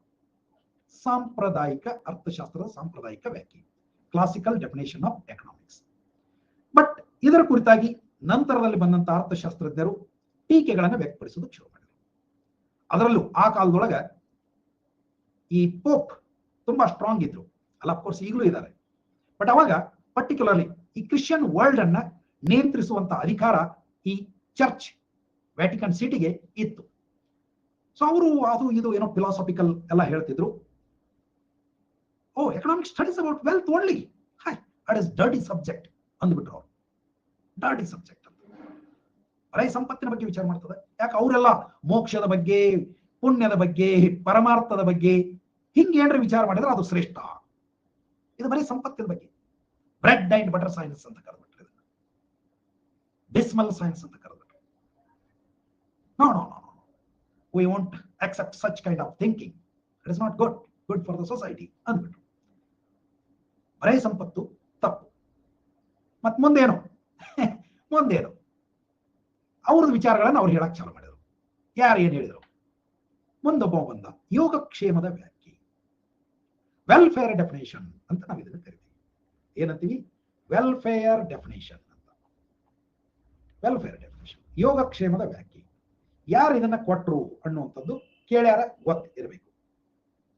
ಆಲ್ಫ್ರೆಡ್ ಮಾರ್ಷಲ್ ಅನ್ನುವಂಥ ಒಬ್ಬ ಎಕನಾಮಿಸ್ಟ್. ಇವರು ಆಲ್ಮೋಸ್ಟ್ ಒಂದು ಶತಮಾನದ ನಂತರ, ಅಡಮ್ ಸ್ಮಿತ್ನ ನಂತರ ಒಂದು ಶತಮಾನದ ನಂತರ 1890 ದ ಪ್ರಿನ್ಸಿಪಲ್ಸ್ ಆಫ್ ಎಕನಾಮಿಕ್ಸ್ ಅನ್ನುವಂಥ ಪುಸ್ತಕವನ್ನು ಬರೆದ್ರು. ಮತ್ತು ಅದರೊಳಗ ಈ ಒಂದು ವಿಚಾರವನ್ನು ಹೇಳಿದರು. ಏನು? ಅರ್ಥಶಾಸ್ತ್ರವು ಸಂಪತ್ತಿಗಿಂತ ಅದನ್ನು ಬಳಸುವ ಮಾನವನ ಯೋಗಕ್ಷೇಮದ ಬಗ್ಗೆ ಅಧ್ಯಯನ ಮಾಡುತ್ತದೆ ಅಂತ ಅಂದ್ರು. Yes, this is also right. This is also right. ಇವತ್ತಿಗೂ ನಾವು ನೋಡ್ತೀವಿ, ಬರೀ ಸಂಪತ್ತನ್ನೇ ನಾವು ದೃಷ್ಟಿಯೊಳಗೆ ಇಟ್ಟುಕೊಂಡು ಪ್ರತಿಯೊಂದನ್ನು ನೋಡ್ತಾ ಹೋದ್ರೆ ಹುಚ್ಚೈತ್ ಬಿಡ್ತದೆ ನಮಗೆ. ಎಷ್ಟೋ ಸಲ ಖರ್ಚು ಮಾಡುವಾಗ ನಮಗೆ ಅದರಿಂದ ಏನ್ ಲಾಭ ಆಕೈತಿ ಅಂತ ಪ್ರತಿಯೊಂದಕ್ಕೂ ನಾವು ಲಾಭ, ಅರ್ಥಶಾಸ್ತ್ರದ ಸಂಪತ್ತಿನ ವ್ಯಾಖ್ಯೆಯ ಪ್ರಕಾರ ಹೋಗೋದಾದ್ರೆ ಪ್ರತಿಯೊಂದು ಚಟುವಟಿಕೆಯಿಂದ ನನಗೇನು ಲಾಭ ಅಂತ ಮಾತ್ರ ನಾವು ನೋಡ್ಬೇಕಾಗ್ತದೆ. ಆದ್ರೆ ಮನುಷ್ಯ ಆಗ ನೋಡೋದಿಲ್ಲ. ಸೊ ಇಲ್ಲಿ ಅವ ಏನ್ ಮಾಡ್ತಾನೆ? ಎಸ್, ಸಂಪತ್ತು ಬೇಕು, ಬಟ್ ಅದಕ್ಕಿಂತ ಮುಖ್ಯ ಮಾನವನ ಯೋಗಕ್ಷೇಮ, ವೆಲ್ಫೇರ್ ಅಂತ ಆತ ವಿಚಾರ ಮಾಡಿದ. ಸೊ ಇದನ್ನ ಇವತ್ತಿಗೂ ಸರ್ಕಾರ ಕೂಡ ನಾವು ನೋಡ್ತೀವಿ. ಫಾರ್ ಎಕ್ಸಾಂಪಲ್, ಸರ್ಕಾರಗಳು ವೆಚ್ಚ ಮಾಡುವಾಗ, ಅಡಮ್ ಸ್ಮಿತ್ನ ಕಾಲದ ಸರ್ಕಾರಗಳು ಹಂಗ ಇದ್ದು, ಅದನ್ನು ತಾವು ಗಮನಿಸಬೇಕು. ಅಡಮ್ ಸ್ಮಿತ್ನ ಕಾಲದ ಸರ್ಕಾರಗಳು, ರಾಜ ರಾಣಿ ಇದನ್ನ ಖರ್ಚು ಮಾಡಿದ್ರೆ ನನಗೇನ್ ಲಾಭ ಅಂತ ಅವ್ರು ವಿಚಾರ ಮಾಡ್ತಿದ್ರು. ಹೀಗಾಗಿ ಖರ್ಚು ಮಾಡಕ್ ಹೋಗ್ತಿರ್ಕಿಲ್ಲ. ಅವಾಗ ಈ ಪರಿ ರಸ್ತೆಗಳು, ಈ ಪರಿ ಸಾರ್ವಜನಿಕ ಸೇವೆಗಳು, ಶಾಲೆಗಳು, ಆರೋಗ್ಯ ಕೇಂದ್ರಗಳು ಇವೆಲ್ಲ ತಿರ್ಲಿಲ್ಲ. ಯಾಕಂದ್ರೆ ಅವರು ನಮ್ಮ ಖಜಾನೆಯಿಂದ ಖರ್ಚು ಮಾಡಿದ್ರೆ ನಮಗೇನ್ ಲಾಭ ಬರ್ತದೆ ಅಂತ ಮಾತ್ರ ನೋಡಿದ್ರು. ಆದ್ರೆ ನಂತರದ ಈ ಯೋಗಕ್ಷೇಮದ ವ್ಯಾಖ್ಯೆಯಿಂದ ಏನಾಯ್ತು ಅಂದ್ರೆ ಸರ್ಕಾರದ ಚಿಂತನೆಯಲ್ಲೂ ಕೂಡ ಬದಲಾವಣೆ ಆಯ್ತು. ಸೊ ಹೀಗೆ ಇವತ್ತು ನಾವು ನೋಡ್ತೀವಿ, ಸರ್ಕಾರ ತಾನು ವೆಚ್ಚ ಮಾಡೋದಕ್ಕೆ ಏನ್ ಲಾಭ ಬರ್ತದೆ ಅಂತ ನೋಡೋದಿಲ್ಲ, ಆದ್ರೆ ಮಾನವನ ಯೋಗಕ್ಷೇಮವನ್ನ ದೃಷ್ಟಿಯಲ್ಲಿ ಇಟ್ಕೊಂಡು ಇವನ್ ನಮ್ಮ directive principles of state policy ಅವೆಲ್ಲ ಈ ಯೋಗಕ್ಷೇಮದ ವ್ಯಾಖ್ಯೆಯನ್ನ ಸಾಬೀತುಪಡಿಸುವಂತ ತತ್ವಗಳು ಅಂತ ನಾವು ಹೇಳ್ಬೋದು. ಹೌದಾ? ಸೊ ಹೀಗೆ ಈ ಒಂದು ಮಾನವನ ಯೋಗಕ್ಷೇಮವನ್ನು ಗುರಿಯಾಗಿಟ್ಟುಕೊಂಡು ಆರ್ಥಿಕ ಚಟುವಟಿಕೆಗಳನ್ನು ಅಧ್ಯಯನ ಮಾಡೋದು ಅರ್ಥಶಾಸ್ತ್ರ ಅಂತ ಆಲ್ಫ್ರೆಡ್ ಮಾರ್ಷಲ್ ಹೇಳಿದ್ರು. ಇದರ ಜೊತೆಗೆ ಅಲ್ಲಿಯವರೆಗೆ ಎಕನಾಮಿಕ್ಸ್ ಅನ್ನ, ಅಫ್ಕೋರ್ಸ್ ಅಡಮ್ ಸ್ಮಿತ್ ಆಗ್ಲೇ ಎಕನಾಮಿಕ್ಸ್ ಸ್ಥಾಪನೆ ಮಾಡಿ ಒಂದು ಶತಮಾನ ಆಗಿ ಹೋಗಿತ್ತು, ಆದ್ರೆ ಅದನ್ನ ಪಾಲಿಟಿಕಲ್ ಎಕಾನಮಿ ಅಂತಲೇ ಕರಿತಿದ್ರು. ಪಾಲಿಟಿಕಲ್ ಎಕಾನಮಿ ಅಂತ ಕರಿತಿದ್ರು. ರಾಜಕೀಯ ಆರ್ಥಿಕತೆ, ಅರ್ಥಶಾಸ್ತ್ರ ಅಂತ ಕರಿತಿರ್ಲಿಲ್ಲ. ಆದ್ರೆ ಫಸ್ಟ್ ಟೈಮ್ ಇದನ್ನ ಅರ್ಥಶಾಸ್ತ್ರ ಅಂತ ಕರೆದವರು ಈ Alfred marshal. Because the very book he wrote was principles of economics, ಅರ್ಥಶಾಸ್ತ್ರದ ತತ್ವಗಳು ಅನ್ನುವಂಥದ್ದು. ಹೌದಾ? ಆ ನಂತರ ಮುಂದೆ ಬಂದವ, ಓಕೆ, ಸಂಪತ್ತು ಒಂದು ಕಡೆ, ಯೋಗಕ್ಷೇಮ ಇನ್ನೊಂದು ಕಡೆ. ಇವೆಲ್ಲ ಸಾಧ್ಯ ಆಗಬೇಕಾದ್ರೆ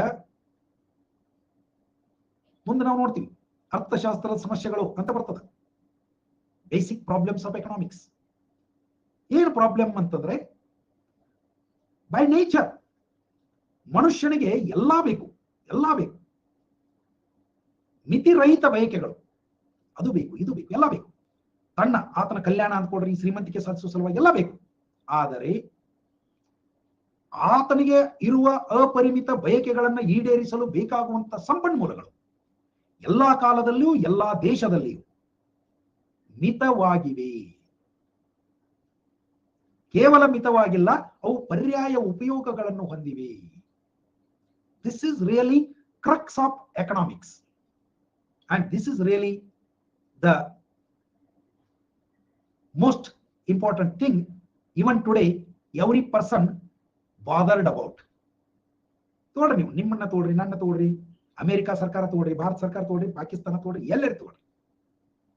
ಇದನ್ನ ಲಿಯೋನಲ್ ರಾಬಿನ್ಸ್ ಅವ್ರದೊಂದು an essay on the nature of significance of economic science ಅಂತ, an essay on the nature and significance of economic science ಅನ್ನುವಂಥ ಪುಸ್ತಕದೊಳಗ ಕೊರತೆಯ ವ್ಯಾಖ್ಯೆ, ಏನು ಕೊರತೆ ಅದಾವ ಇವರ ಪ್ರಕಾರ ಅರ್ಥಶಾಸ್ತ್ರವು ಏನನ್ನ ಅಧ್ಯಯನ ಮಾಡಬೇಕು ಅಂದ್ರೆ ಮಾನವನು ತನ್ನ ಅಪರಿಮಿತ ಬಯಕೆಗಳನ್ನು ಕೊರತೆಯಿಂದ ಕೂಡಿರುವ ಹಾಗೂ ಬಹು ಉಪಯುಕ್ತತೆ ಹೊಂದಿರುವ ಸಂಪನ್ಮೂಲಗಳ ಮೂಲಕ ಹೇಗೆ ಈಡೇರಿಸಿಕೊಳ್ಳುತ್ತಾನೆ ಎಂಬುದರ ಬಗ್ಗೆ ಅಧ್ಯಯನ ಮಾಡುತ್ತದೆ. ಪರ್ಟಿಕ್ಯುಲರ್ಲಿ ನೀವು ನೋಡಿಬಹುದು, ನಮ್ಮ ಭಾರತಕ್ಕೆ ಸ್ವಾತಂತ್ರ್ಯ ಸಿಕ್ತು. ಭಾರತಕ್ಕೆ ಸ್ವಾತಂತ್ರ್ಯ ಸಿಕ್ಕ ತಕ್ಷಣ ಮೊದಲ ಯೋಜನೆ ಒಳಗೆ ನಾವು ಯಾವ್ದಕ್ಕೆ ಆದ್ಯತೆ ಕೊಟ್ವಿ? ಕೃಷಿ ಉತ್ಪನ್ನಕ್ಕೆ ಆದ್ಯತೆ ಕೊಟ್ವಿ. ಯಾಕಂದ್ರೆ ಇಮ್ಮಿಡಿಯೇಟ್ ತಿನ್ನಾಕ ಏನ್ರ ಬೇಕಾಗಿತ್ತು ನಮಗೆ. ಓಕೆ, ಅದರೊಳಗೆ ಒಂದು ಸ್ವಲ್ಪ ಸ್ಯಾಟಿಸ್ಫ್ಯಾಕ್ಟರಿ ಲೆವೆಲ್ ಪ್ರೋಗ್ರೆಸ್ ಆದ ತಕ್ಷಣ ಸರ್ಕಾರದ ಬೊಕ್ಕಸಕ್ಕೆ ಬರುವಂತಹ ಸಂಪನ್ಮೂಲಗಳು ಅವು ಕೊರತೆ ಒಳಗಿದ್ದು. ಅಫ್ಕೋರ್ಸ್ ನೆಹರು ಅವರಿಗೂ ಕೂಡ 10 ವರ್ಷ ಭಾರತವನ್ನು ಅಮೆರಿಕ ಮಾಡ್ಬೇಕಂತಿತ್ತು. ಆದ್ರೆ practically it was not possible. Why? Because ನಿಮ್ಗೆ ಗೊತ್ತದ, ಬಹುಶಃ ಮೊದಲ ಪಂಚವಾರ್ಷಿಕ ಯೋಜನೆಯ ಔಟ್ಲೇ ಎಷ್ಟು ಅಂತ ಯಾರಿಗಾರ ನೆನಪೈತೇನು? It is somewhere around 2000 crore, 2200 something, say 2K. Imagine ಮಾಡ್ರಿ ಮಿತ್ರರೇ, ಭಾರತ ಸರ್ಕಾರದ ಮೊದಲ ಪಂಚವಾರ್ಷಿಕ ಯೋಜನೆಯ ಔಟ್ಲೇನ 2000 ಚಿಲ್ಲರೆ ಕೋಟಿ. 5 ವರ್ಷದೊಳಗೆ ಸರ್ಕಾರ ಖರ್ಚು ಮಾಡಲು ಬಯಸಿದಂತ ವೆಚ್ಚ 2000 ಕೋಟಿ. ಇವತ್ತು ಒಂದೊಂದು ಮುನ್ಸಿಪಾಲಿಟಿಗಳಿಗೆ, ಸುಮಾರಷ್ಟು ದೊಡ್ಡ ದೊಡ್ಡ ಮುನ್ಸಿಪಲ್ ಕಾರ್ಪೊರೇಷನ್ಗಳಿಗೆ ವರ್ಷಕ್ಕೆ 2000, 4000, 5000 ಕೋಟಿ, 10,000 ಕೋಟಿ ಸಾಕಾಗೋದಿಲ್ಲ ನಮ್ಮ ಬೆಂಗಳೂರಿನಂತ ಮಹಾನಗರಕ್ಕೆ. ಹೌದಲ್ಲ? ಇದನ್ನ ಯಾಕೆ ಹೇಳತ್ತೀನಿ ಅಂದ್ರೆ, ಆ ಕಾಲದಲ್ಲಿ ನಮ್ಮ ಸಂಪನ್ಮೂಲಗಳು ಅಷ್ಟು ಪರಿಮಿತವಾಗಿದ್ದು, ಅಷ್ಟು ಕೊರತೆ ಒಳಗಿದ್ದು. ಹಾಗಿದ್ದಂತ ಸಂಪನ್ಮೂಲಗಳನ್ನು ಮತ್ತೆ ಹೆಂಗ ಬಳಸ್ಕೋಬೇಕು?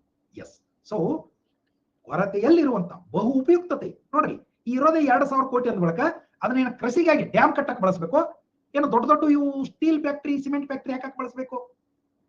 ಓಕೆ, ಮೊದಲು ಸ್ಟೀಲ್ ಫ್ಯಾಕ್ಟ್ರಿ, ಸಿಮೆಂಟ್ ಫ್ಯಾಕ್ಟ್ರಿ ಶುರು ಮಾಡೋಣ, ಆ ನಂತರ ಡ್ಯಾಮ್ ಕಟ್ಟಕ್ಕೆ ಬರ್ತೈತಿ. ಇದೊಂದು ವಿಚಾರ. ಡ್ಯಾಮ್ ಕಟ್ಟಿದ ಬಳಿಕ ನ್ಯಾಚುರಲಿ ನೀರಾವರಿ ಆಕೈತಿ, ಅದರಿಂದ ಕೃಷಿ ಅಭಿವೃದ್ಧಿ ಆಗಕ್ಕೆ ಹಿಡಿತೈತಿ. ಒಂದಕ್ಕೊಂದು ರಿಲೇಟೆಡ್. ಮೊದಲು ಯಾವುದನ್ನ ಮಾಡಬೇಕು ಅನ್ನೋದೇ ಮುಖ್ಯ. ಇದು ಇವತ್ತಿಗೂ ನಮಗೆ ಪ್ರತಿಯೊಬ್ಬರಿಗೂ ಪ್ರತಿದಿನ, ಪ್ರತಿ ವರ್ಷ ಅನ್ವಯವಾಗುವಂತ ಸಂಗತಿ. ಸೊ ಅದಕ್ಕೆ ಕೊರತೆಯ ವ್ಯಾಖ್ಯೆ ಅನ್ನೋದು. ಮತ್ತೆ ಅವಾಗ ಅಷ್ಟೇ ಇತ್ತೇನ್ರಿ ಇದು? ಇಲ್ಲ, ಈಗಲೂ ಕೂಡ ಸತ್ಯ. ಇನ್ನೂ 1000 ವರ್ಷ ಹೋದ್ರೂ ಕೂಡ ಈ ಪಾಯಿಂಟ್ ಸತ್ಯ. ಕೇವಲ ಭಾರತಕ್ಕೆ ಅಲ್ಲ, ಜಗತ್ತಿನ ಎಲ್ಲಾ ದೇಶಗಳಿಗೂ ಈ ಕೊರತೆ ಅನ್ನೋದು ಯಾವಾಗಲೂ ಇರ್ತದೆ. ಇದು ನಾವು ನೋಡ್ಬೇಕಾಗ್ತದೆ.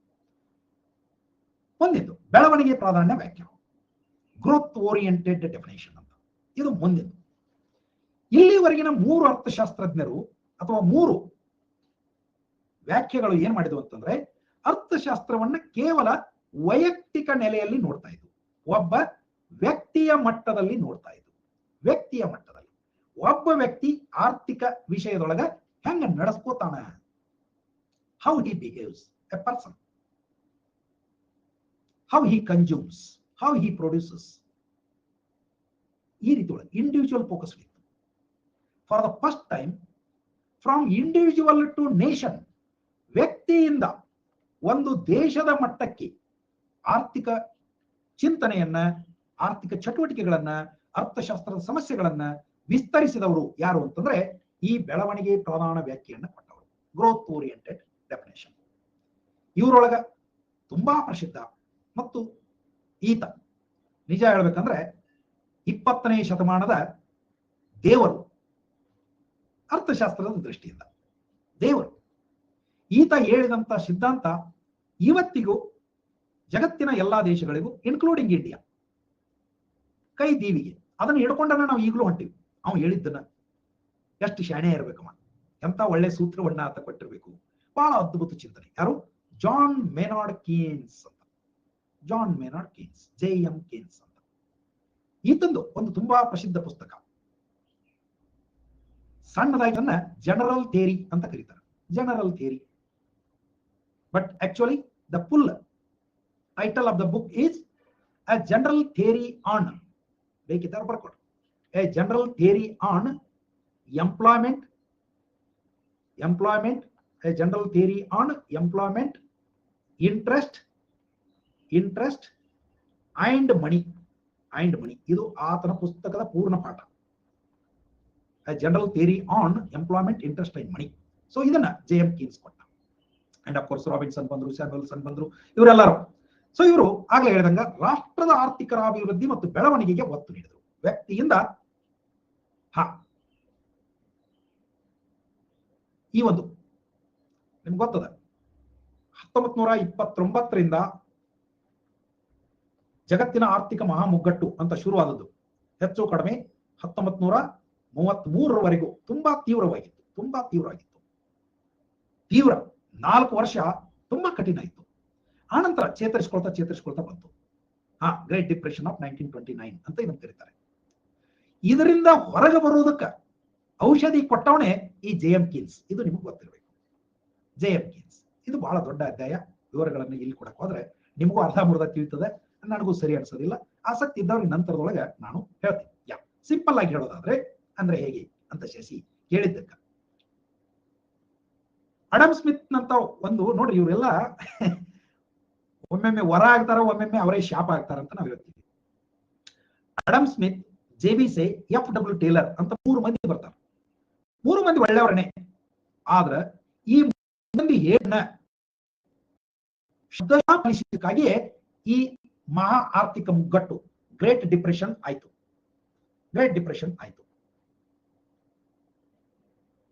ಮಹಾ ಆರ್ಥಿಕ ಮುಗ್ಗಟ್ಟು ಉಂಟಾದದ್ದೇ ಈ 3 ಜನ. ಯಾರು? ಅಡಮ್ ಸ್ಮಿತ್, JB ಸೇ ಮತ್ತು FW ಟೇಲರ್. ನೋಟ್ಸ್ ಹೇಗೆ ಸರ್ ಈ ಕೋರ್ಸ್ ಅಂತ ಸುಮನ್, ನಾ ಕೊಡ್ತಿರೋದು ನೋಟ್ಸು, ಮಾಡ್ತಿರೋದು ಅದರ ಎಕ್ಸ್ಪ್ಲನೇಷನ್. ನೀವು ಡೌನ್ಲೋಡ್ ಮಾಡ್ಕೊಂಡು ರಿವಿಷನ್ ಮಾಡ್ಕೋಬೇಕು. ತಿಳಿಲಾರದನ್ನ ಮತ್ತೊಮ್ಮೆ ನನ್ನ ಡೌಟ್ ಕ್ಲಿಯರಿಂಗ್ ಸೆಷನ್ ಒಳಗೆ ಕೇಳಬೇಕು ನೀವು. ಅಷ್ಟೇ. PDF ಸಿಗ್ತದೆ ಅದಕ್ಕೆ. ಸೊ ಆರ್ಥಿಕ ಮುಗ್ಗಟ್ಟು 3 ಜನರಿಂದ ಉಂಟಾಯ್ತು. ಅದರಿಂದ ಹೊರಗೆ ಬರೋದು ಏನಾಗಿತ್ತು ಅವಾಗಂದ್ರೆ, ಸರ್ಕಾರ ಏನಂದ್ರೆ ಏನು ಮಾಡ್ತಿರ್ಲಿಲ್ಲ. ಆರ್ಥಿಕ ಚಟುವಟಿಕೆ ಅಂದ್ರೆ it is none of my business. ನಂದು ಏನ್ ಕೆಲಸ? ಲಾ ಅಂಡ್ ಆರ್ಡರ್ ಮಾಡಕ, ಮೇಂಟೈನ್ ಮಾಡಕ, ಮತ್ತು ದೇಶದ ರಕ್ಷಣೆಗೆ ಮಿಲಿಟರಿ ಮೇಂಟೈನ್ ಮಾಡಕ ಎಷ್ಟು ದುಡ್ಡು ಬೇಕೋ ಅಷ್ಟನ್ನು ನಾನು ಟ್ಯಾಕ್ಸ್ ಮೂಲಕ ಕಲೆಕ್ಟ್ ಮಾಡೋದು, ಅಲ್ಲಿ ಮುಗಿತು ನನ್ನ ಕೆಲಸ.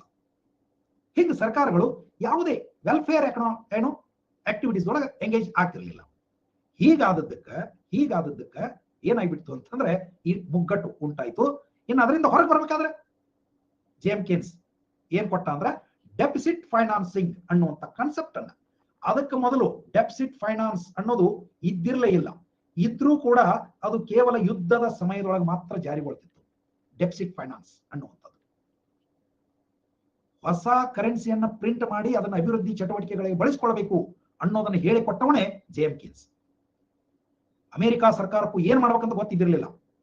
ಅವ ಹೇಳ್ದ ಎಲ್ಲ ಎಂಪ್ಲಾಯ್ಮೆಂಟ್ ಸ್ಟಿಲ್ ಆಗಿಬಿಟ್ಟಿತ್ತು, ಸ್ಟಾಗ್ನೆಂಟ್ ಆಗಿಬಿಟ್ಟಿತ್ತು ಎಕಾನಮಿ, ನೋ ಪ್ರೊಡಕ್ಷನ್ ಆಕ್ಟಿವಿಟೀಸ್. ಅಂತದ್ರೊಳಗೆ ಹೆಂಗೆ ಶುರು ಮಾಡೋದು ಹೆಂಗೆ ಎಕಾನಮಿನ ಮತ್ತೆ ಹೊಳ್ಳಿ ರಿಯಾಕ್ಟಿವೇಟ್ ಮಾಡೋದು ಹೆಂಗೆ? ಅವಾಗ ರೂಸ್ವೆಲ್ಟ್ ಇದ್ದವ್ರು ಅಲ್ಲಿ ಪ್ರೆಸಿಡೆಂಟ್ ಇದ್ರು. So Keynes said you should do something and Roosevelt asked what should I do? ಅವಾಗ ಕೀನ್ಸ್ ಹೇಳಿದಂತೆ ತಲೆ ಕೆಟ್ಟು, dig the pit and fill it ಅಂತ. ನೋಡ್ರಿ, ತೆಗ್ಗ ತೋಡು ಅದನ್ನ ಮುಚ್ಚು. ಅಂದ್ರೆ ನೀನಲ್ಲ, ಜನರಿಗೆ ತೆಗ್ಗ ತೋಡಕ್ ಹಚ್ಚು, ಅದನ್ನ ಮುಚ್ಚಕ್ ಹಚ್ಚು. ಅದೇ ತೆಗ್ಗ, ಒಂದೇ ತೆಗ್ಗಾಣ, ತೋಡು ಮುಚ್ಚು. ಅಂದ್ರೆ ಸರ್ಕಾರ ಅವ್ರಿಗೆ ಉದ್ಯೋಗ ಕೊಡ್ಬೇಕು. ಉದ್ಯೋಗ ಕೊಟ್ರೆ ಪಗಾರ ಕೊಡ್ಬೇಕು.